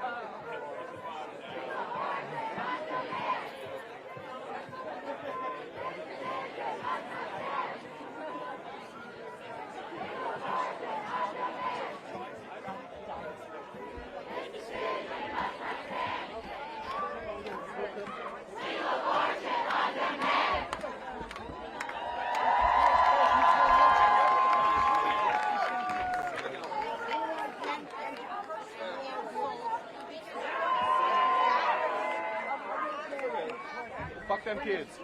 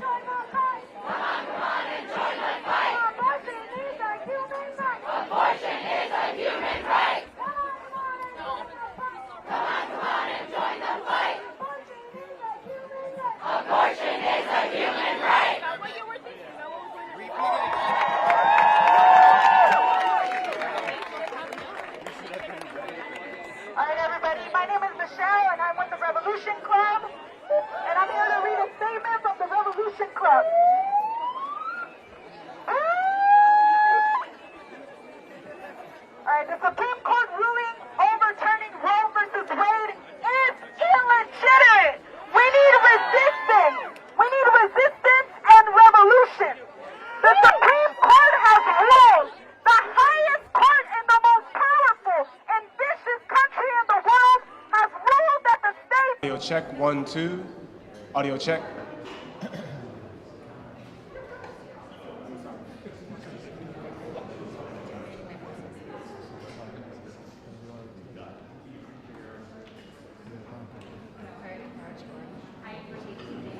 Audio check, 1, 2. Audio check for press, 1, 2, 3. Audio check, 1, 2, 1, 2. Yep. Check, 1, 2, check, 1, 2.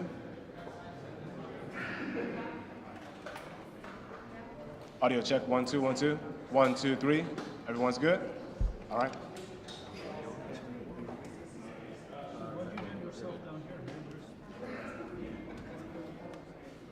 Where?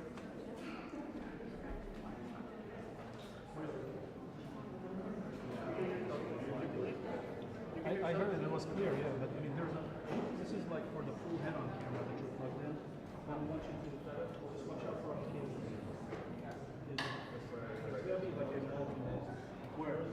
Where's the remote for? Just Waka, where's your remote? Down there. Can you show this gentleman?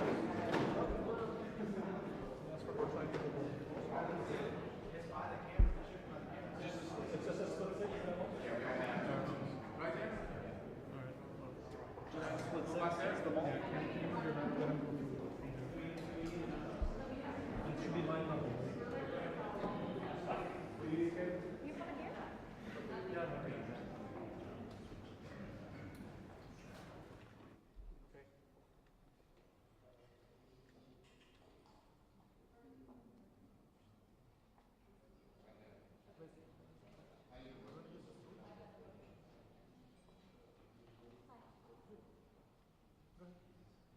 Andy, are you going to be down when he starts? Okay, just checking.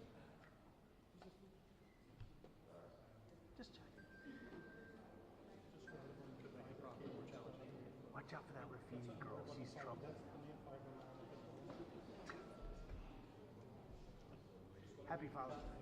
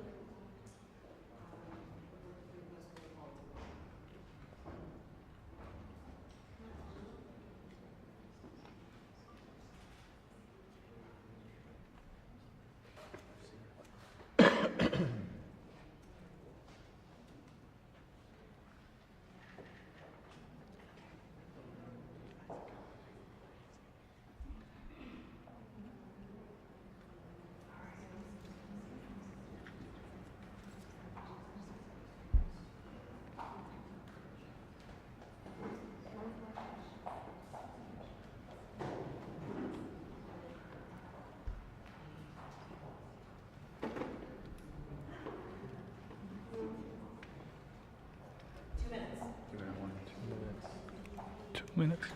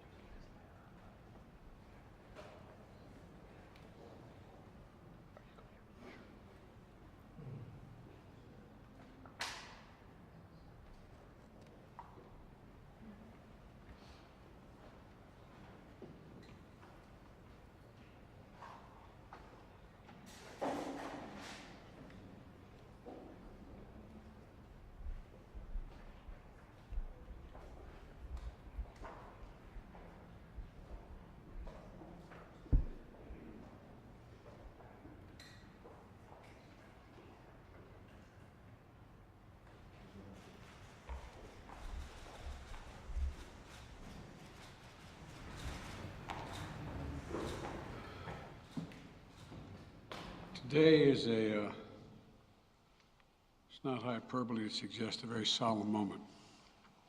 Today, the Supreme Court of the United States expressly took away a constitutional right from the American people that it had already recognized. They didn't limit it, they simply took it away.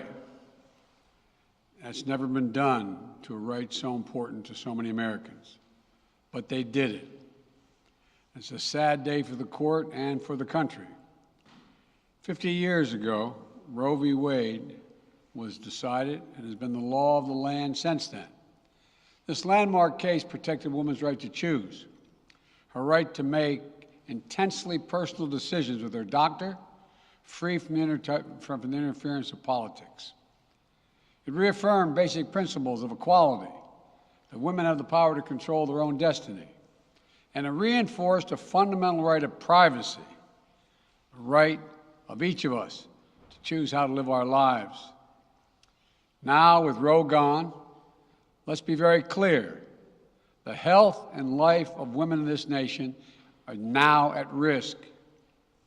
As chairman and ranking member of the Senate Judiciary Committee, as vice president and now as president of the United States, I've studied this case carefully. I've overseen more Supreme Court confirmations than anyone today, where this case was always discussed. I believe Roe v. Wade was the correct decision as a matter of constitutional law and application of the fundamental right to privacy and liberty in matters of family and personal autonomy. It was a decision on a complex matter that drew a careful balance between a woman's right to choose earlier in her pregnancy and the state's ability to regulate later in her pregnancy. A decision with broad national consensus that most Americans of faith and backgrounds found acceptable, and that had been the law of the land for most of the lifetime of Americans today. And it was a constitutional principle upheld by justices appointed by Democrat and Republican presidents alike. Roe v. Wade was a 7-2 decision, written by a justice appointed by a Republican president, Richard Nixon. In the 5 decades that followed Roe v. Wade, justices appointed by Republican presidents from Eisenhower, Nixon, and Reagan, George W. Bush, were among the justices who voted to uphold the principles set forth in Roe v. Wade. It was 3 justices named by one president, Donald Trump, who were the core of today's decision to upend the scales of justice and eliminate a fundamental right for women in this country. Make no mistake, this decision is a culmination of a deliberate effort over decades to upset the balance of our law. It's a realization of an extreme ideology and a tragic error by the Supreme Court, in my view. The court has done what it has never done before, expressly take away a constitutional right that is so fundamental to so many Americans that had already been recognized. The court's decision to do so will have real and immediate consequences. State laws banning abortion are automatically taking effect today, jeopardizing the health of millions of women, some without exceptions. So extreme that women could be punished for protecting their health. So extreme that women and girls who are forced to bear their rapist's child, with the child a consequence. It just stuns me. So extreme that doctors will be criminalized for fulfilling their duty to care. Imagine having a young woman have to carry the child of incest as a consequence of incest. No option. Too often the case, the poor women are going to be hit the hardest. It's cruel. In fact, the court laid out state laws criminalizing abortion that go back to the 1800s as rationale. The court literally taking America back 150 years. This is a sad day for the country, in my view. But it doesn't mean the fight's over. Let me be very clear and unambiguous. The only way we can secure a woman's right to choose, the balance that existed, is for Congress to restore the protections of Roe v. Wade as federal law. No executive action from the president can do that. And if Congress, as it appears, lacks the votes to do that now, voters need to make their voices heard. This fall, we must elect more senators and representatives who will codify women's right to choose into federal law once again. Elect more state leaders to protect this right at the local level. We need to restore the protections of Roe as law of the land. We need to elect officials who will do that. This fall, Roe is on the ballot. Personal freedoms are on the ballot. The right to privacy, liberty, equality, they're all on the ballot. Until then, I will do all of my power to protect a woman's right in states where they will face the consequences of today's decision. While the court's decision cast a dark shadow over a large swath of the land, many states in this country still recognize a woman's right to choose. So, if a woman lives in a state that restricts abortion, the Supreme Court's decision does not prevent her from traveling from her home state to the state that allows it. It does not prevent a doctor in that state from treating her. As the Attorney General has made clear, women must remain free to travel safely to another state to seek care they need. My administration will defend that bedrock right. If any state or local official, high or low, tries to interfere with a woman's exercising her basic right to travel, I will do everything in my power to fight that deeply un-American attack. My administration will also protect a woman's access to medications that are approved by the Food and Drug Administration, the FDA, like contraception, which is essential for preventative health care,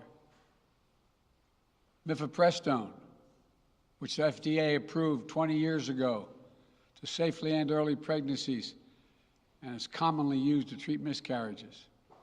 Some states are saying that they'll try to ban or severely restrict access to these medications. But extremist governors and state legislators are looking to block the mail or search a person's medicine cabinet or control a woman's actions by tracking data on her apps she uses are wrong and extreme and out of touch with the majority of Americans. The American Medical Association, the American College of Obstetricians and Gynecologists wrote to me and Vice President Harris stressing that these laws are not based on evidence and asking us to act to protect access to care. They say by limiting access to these medicines, maternal mortality will climb in America. That's what they say. Today, I'm directing the Department of Health and Human Services to take steps to ensure these critical medications are available to the fullest extent possible. And the politicians cannot interfere in the decisions that should be made between a woman and her doctor. And my administration will remain vigilant as the implications of this decision play out. I've warned about how this decision risks the broader right to privacy for everyone. That's because Roe recognized the fundamental right to privacy that has served as a basis for so many more rights that we've come to take for granted, that are ingrained in the fabric of this country. The right to make the best decisions for your health. The right to use birth control, a married couple in the privacy of their bedroom, for God's sake. The right to marry the person you love. Now, Justice Thomas said as much today. He explicitly called to reconsider the right of marriage equality, the right of couples to make their choices on contraception. This is extreme and dangerous path the court is now taking us on. Let me close with 2 points. First, I call on everyone, no matter how deeply they care about this decision, to keep all protests peaceful. Peaceful, peaceful, peaceful. No intimidation. Violence is never acceptable. Threats and intimidation are not speech. We must stand against violence in any form, regardless of your rationale. Second, I know so many of us are frustrated and disillusioned that the court has taken something away that's so fundamental. I know so many women are now going to face incredibly difficult situations. I hear you. I support you. I stand with you. The consequences and the consensus of the American people, core principles of equality, liberty, dignity, and the stability of the rule of law demand that Roe should not have been overturned. With this decision, the conservative majority of the Supreme Court shows how extreme it is, how far removed they are from the majority of this country. They've made the United States an outlier among developed nations in the world. But this decision must not be the final word. My administration will use all of its appropriate lawful powers, but Congress must act. And with your vote, you can act. You can have the final word. This is not over. Thank you very much. More to say this in weeks to come. Thank you. Mr. President, do you still have confidence in the court? Do you still have confidence in the court, Mr. President? Is the Supreme Court broken? Is it broken?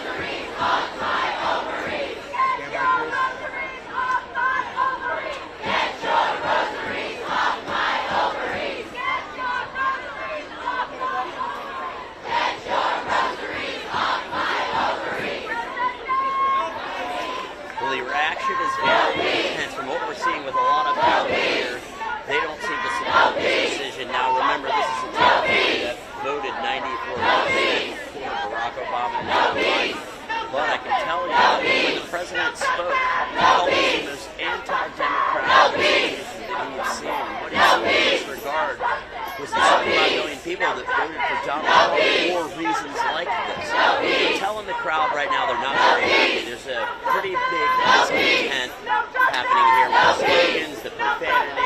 The photographer here is trying to keep some of the signs out of view from our viewers, but at the same time, there's a celebratory mood too. A lot of the people who seem to support this decision are just standing by idly, kind of making their presence known, but not as much outrage as on the left. The left is absolutely outraged right now. No peace! No peace! No justice! No peace! No justice! No peace! No justice! No peace! No justice! No peace! No justice! No peace! No justice! No peace! No justice! No peace! No justice! I have not seen any clashes as of yet, but these people are in each other's faces. Make no bones about it. Some people have seen my mic cube come up to me. I don't hide from anybody. I'm proud to work for this network and the message that we bring to people. But at the same time, there are other people who have security here with them, and they have people with them, and they are a little nervous and on edge. But at the same time, you know, this is democracy. This is what happens when you vote the president in, and he has the selections, the opportunity to remake the court. This is not a Trump Supreme Court. Our streets! Our streets! Our streets! Our streets! Our streets! Our streets! Our streets! Our streets! Our streets! Our streets! Our streets! Our streets! Our streets! Our streets! Our streets! Our streets! Our streets!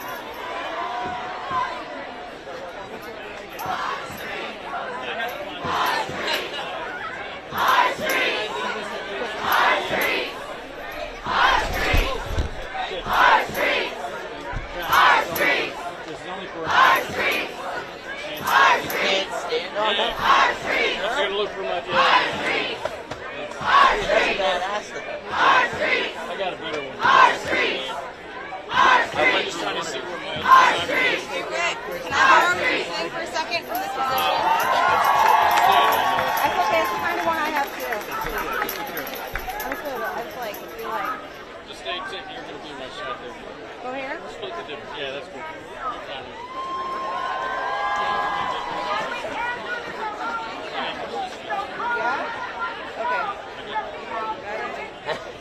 Thank you. Oh, it feels okay. Oh, it's better. Good. Good, good, good. Thank you.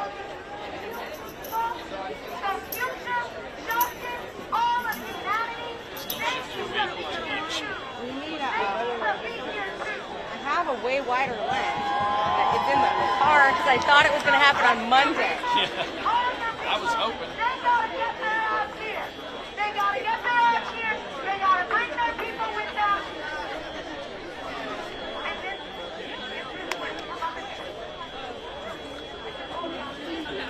I mean, this is pretty much all pro-rights at this point, right? Everyone else left? No, it's neutral. I'm going to do a pano.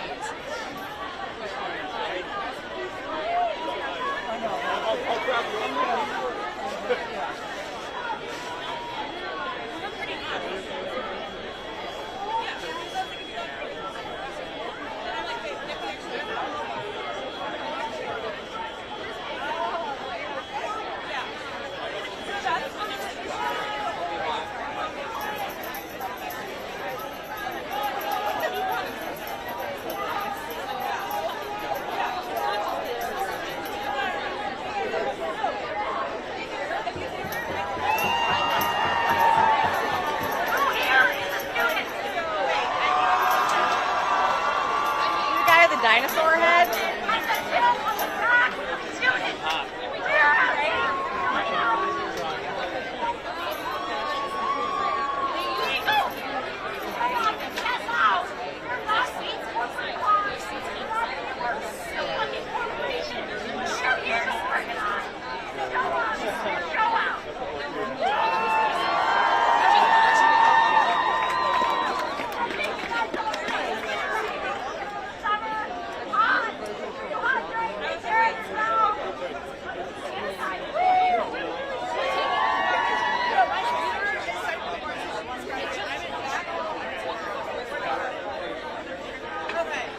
Yeah, we need like a. So it basically goes from there.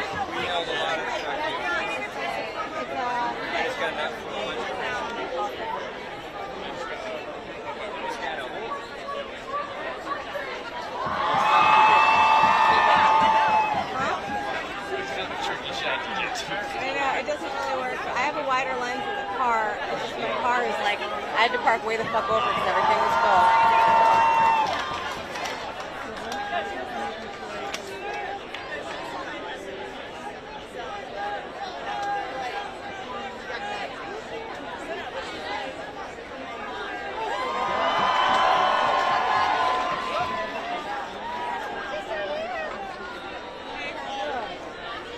My back hurts again. I was good for a minute. I'm not even saying that. I'm going to jinx it. So yeah, right? I know. I jinxed mine 3 days ago and I said I was feeling better.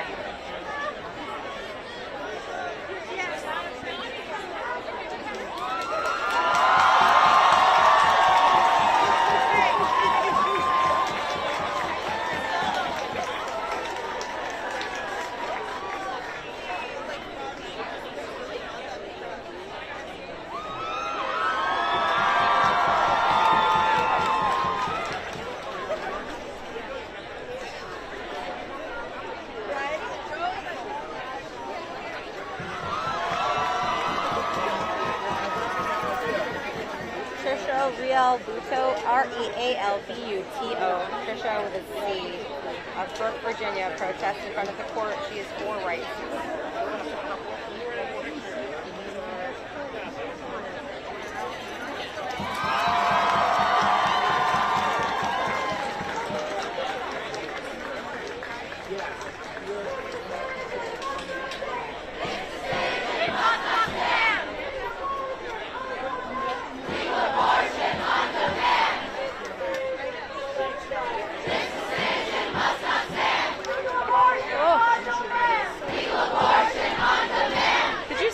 Big security.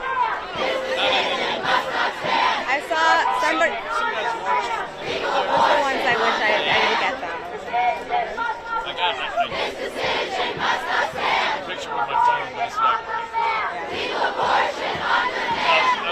back to the bathroom. I'm gonna have to go cool off soon, but I feel weird leaving. Just claim you're going to you gotta go to the bathroom. I'm pretty sure we're not leaving until midnight, so. Just if you gotta go to the bathroom. This ain't gonna end anytime soon.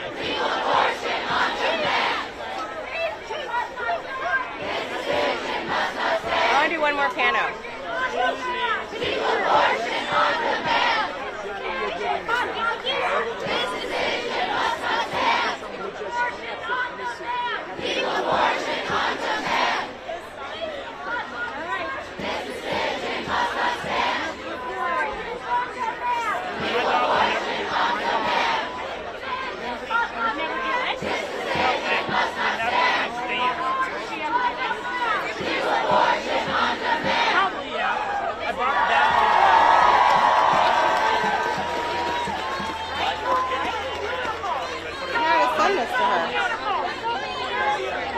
I can't even tell if this is in focus.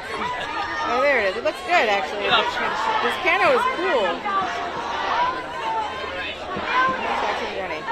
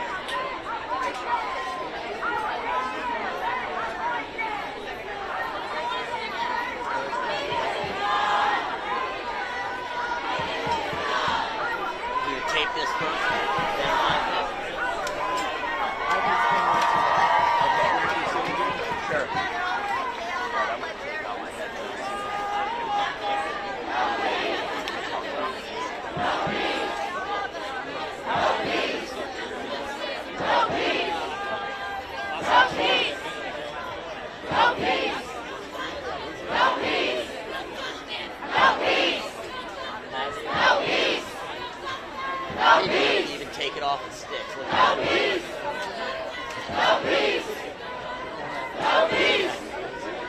If you want to sit right in this. In a chair.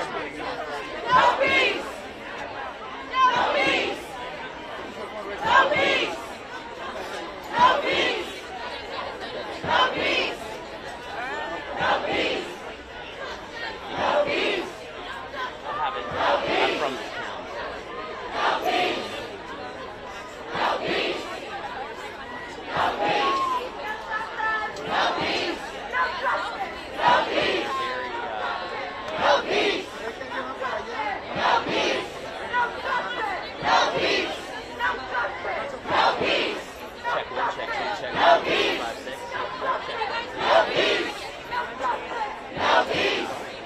Can't see my leg. I don't want to do it.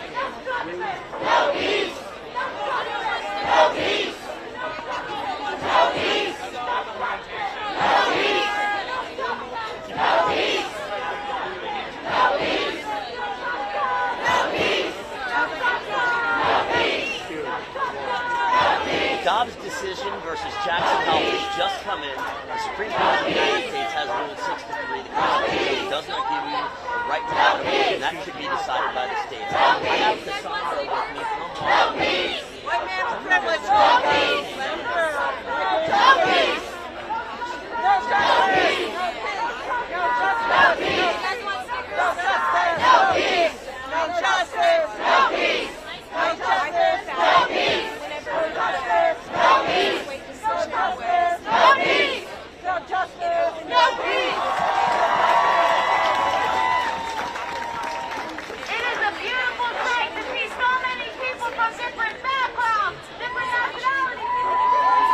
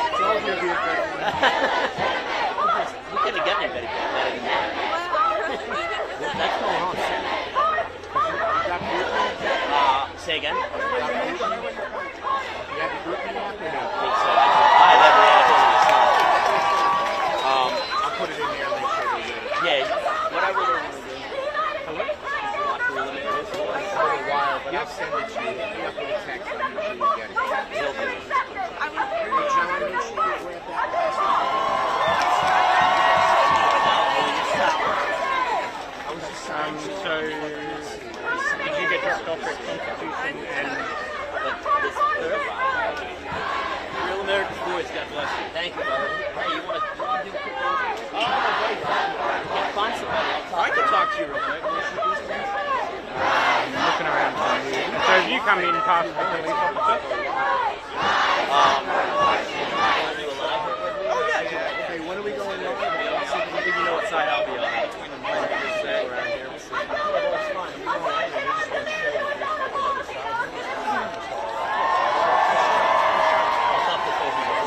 My name's Luke. Hey, I'm Bobby Jeffrey. Hey guys, if you gotta wait 5 minutes, we go live at 5. Okay.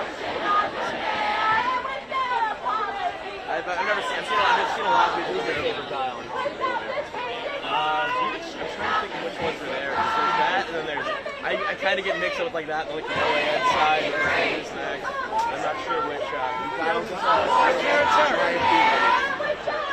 no, we're doing well. Yeah, but we're friends with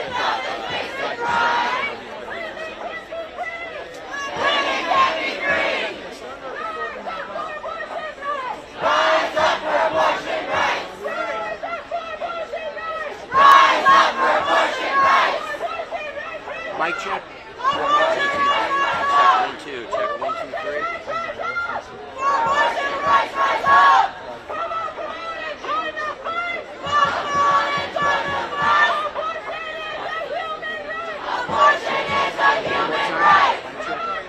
Check 1, 2, 3. This will be okay. Done. Where is he? Parents will come to you at 2:30. Yes, it's in Charlotte.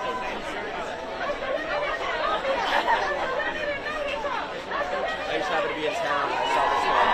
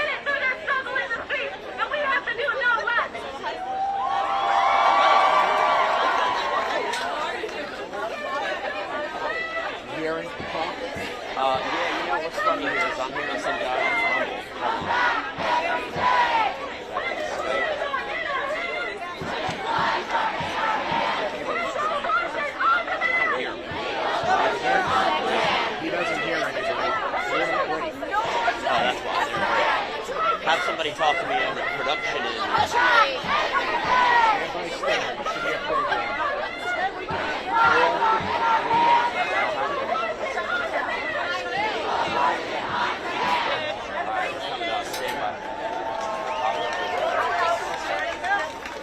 Stand by.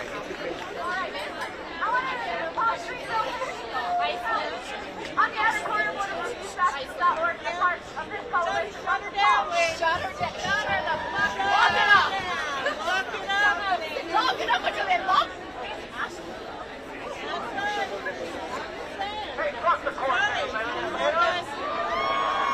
Well, as you can imagine, a lot of mixed reactions out here this afternoon in Washington, D.C. The court not breaking any news here, pretty much going right down the 6-point partisan divide that everyone in the country knows is going to happen. Why did they wait so long? I guess that's a question that people will have to answer down the road. But I'm out here talking with everybody I can find right now. We've talked to women all this. Let's talk to some men. I have Bobby and Luke here with me. Tell me, or Luke, the other way around. Well, I might be unpopular opinions around here, but I think it's great. I feel fantastic about it. You know, I'm an advocate myself. I've always felt that abortion was important. I agree with Clarence Thomas, which talks about getting rid of some more precedent just because some president.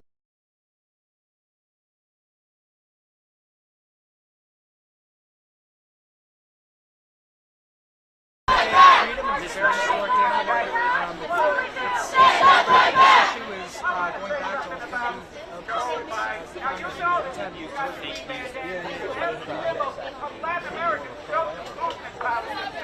I've only seen pro-choice. Yeah, I've only seen pro-choice. Yeah, I've only seen the pro-abortion side since I've been here. I haven't been here. I just got over here. I saw, we have some groups here. We have the Revolutionary Communist Party right behind me. We have a lot of interesting characters out here.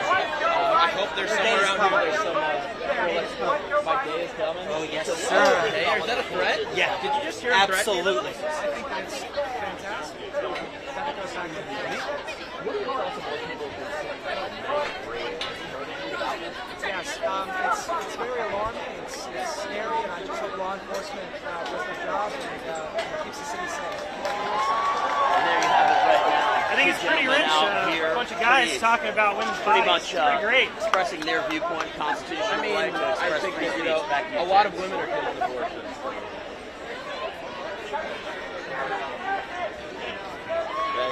You see that guy come up and look at me, he's like, your day will come. Yeah. Thank you so much. 2 million people just saw him this lifetime. You have a good one. Thank you guys so much. Thank you. Woo. They do it, man. I'm out of water.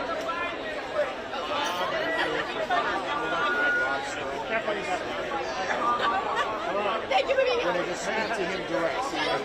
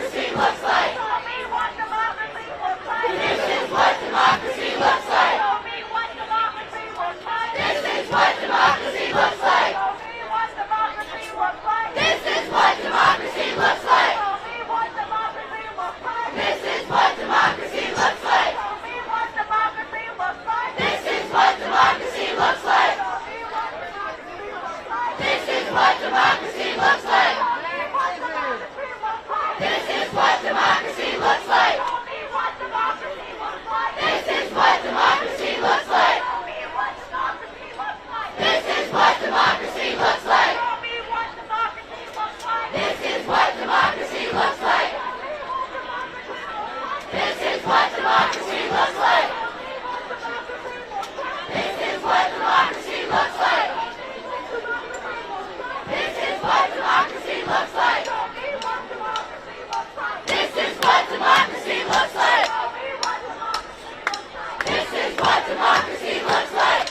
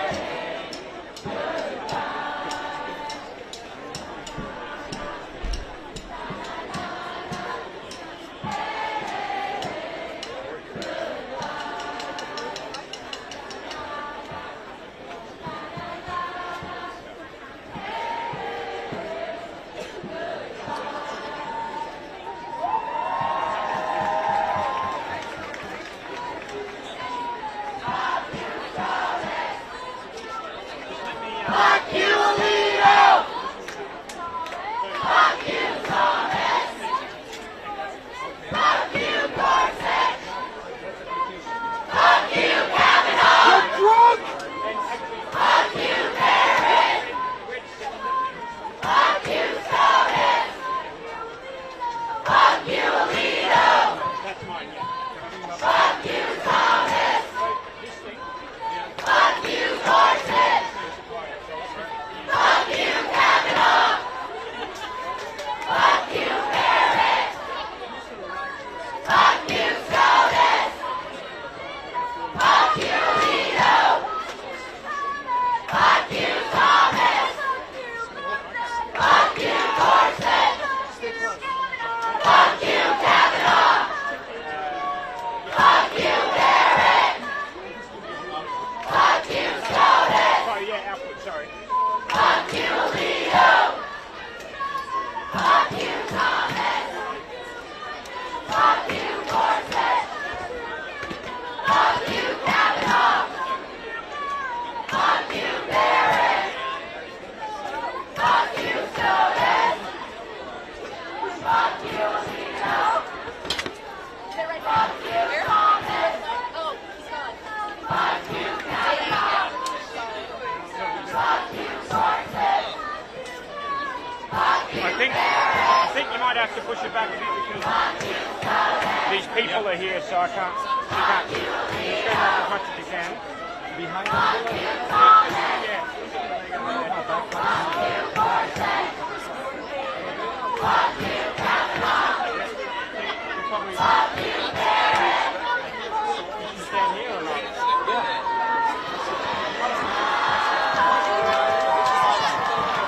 No, that one.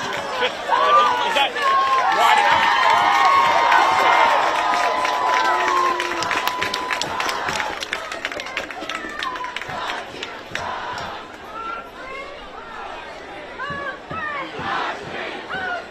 Our street! Our street! Our street! Our street! Our street! Our street! Not wide enough? Just? Our street! Our street! Our street! Our street! Our street! Our street! Our street! Our street! You want to start them and have a peek? Okay. All right. Cool. This is ours. Yeah. Also, then you show what numbers was ours. So it's on the phone. So there's a phone here.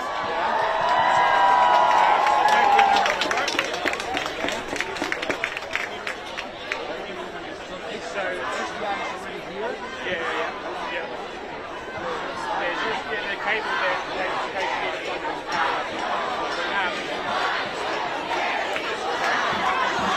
Yeah, it's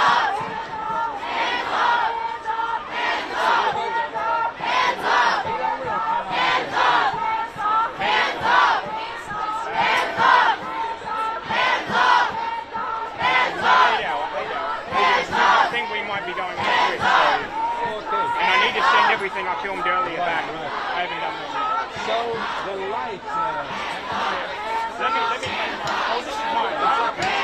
It's the same thing. Hands up! It's only day. Hands up!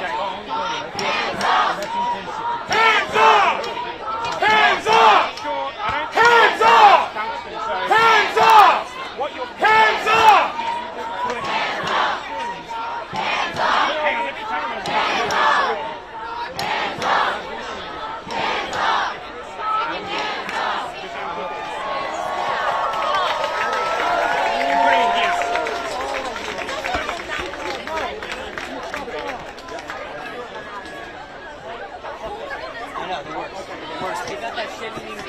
Brett Kavanaugh's address is 3399 Church Chase, Maryland. Yeah. Also confident.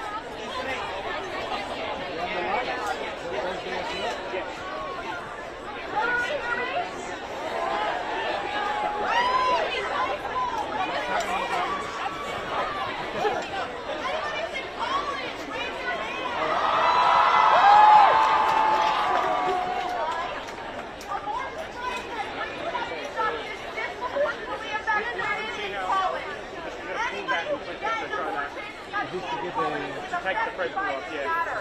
So you pull that and then you just push the... When you get back Yeah, to perfect. school, You have your cover. This is my kit, so yours will be a little...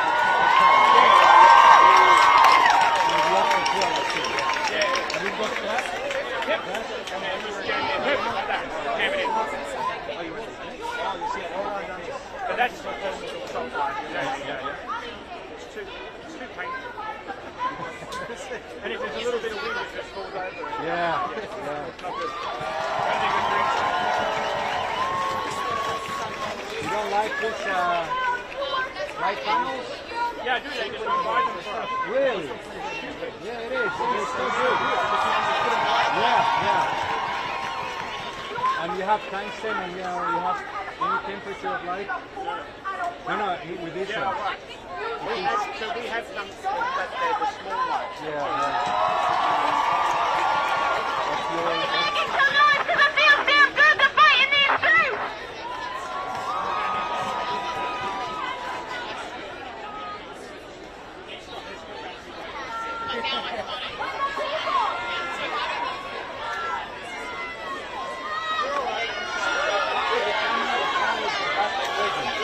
Fuck you! No. You don't, no. This is just the backup battery in case you need to plug in.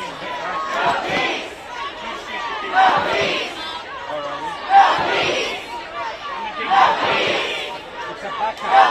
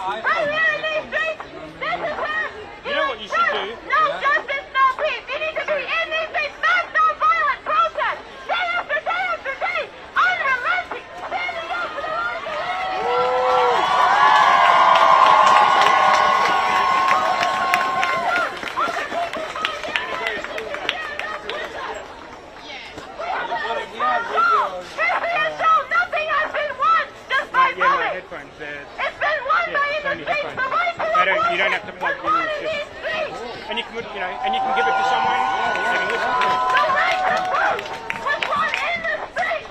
The right for black people to vote was won in these streets through struggle.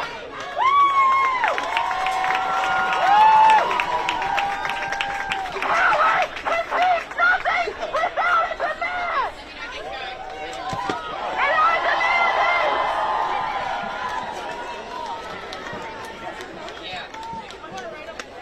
legal abortion on demand! Legal abortion on demand!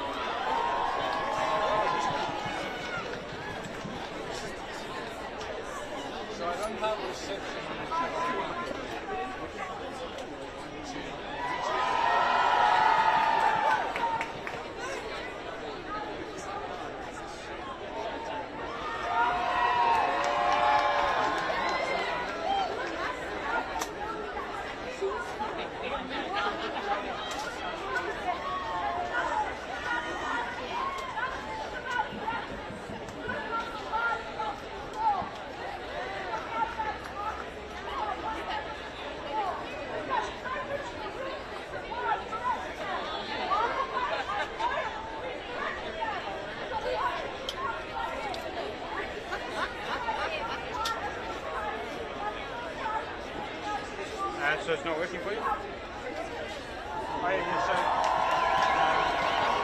if that happens, you just need to press the thing, go down to RF1, select. Yes. Just 1, 2, 3, 4. Okay, but just, I'll just show you. So you hold it down, and then it will turn off until you do 1. And then when you turn on, you can hold it down for 1, 2, 3. I see. And see, RF is now, there's no flashing now. I'll show you, see how RF is now flashing? Yeah. I'll just turn it off and I'll show you. If you turn it on like this, Which is what I and did. then you Yeah. let go. I was 22 years old with a horrible man. And then it's going to turn on, but yeah. So you just press the... Made that decision. Don't regret it any in my life. Okay, sorry.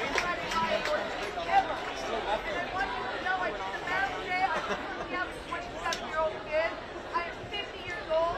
I would never be a senator. I would never be passing a law like that.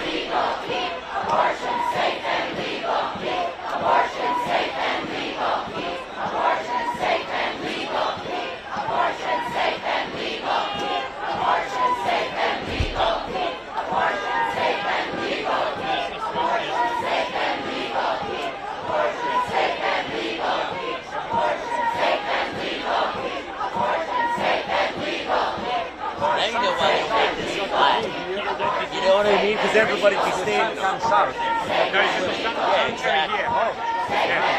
You're welcome, by the way. I know. Because in the morning it was over there, and now it's going to be over there, so it should be blocked.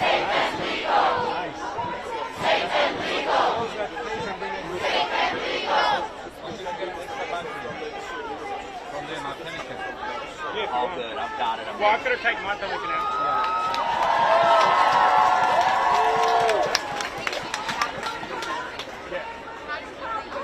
Just each one of these got small bag. The small one that's in the bag. There's a USB port on top. This is so glad I slept last night.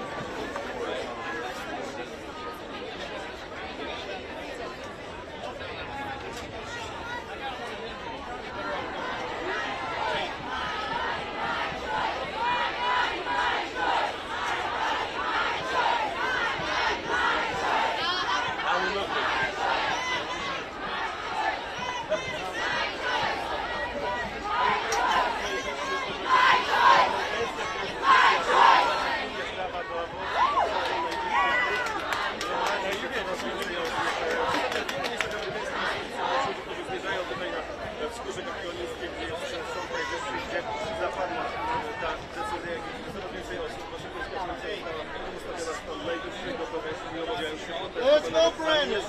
What the fuck off?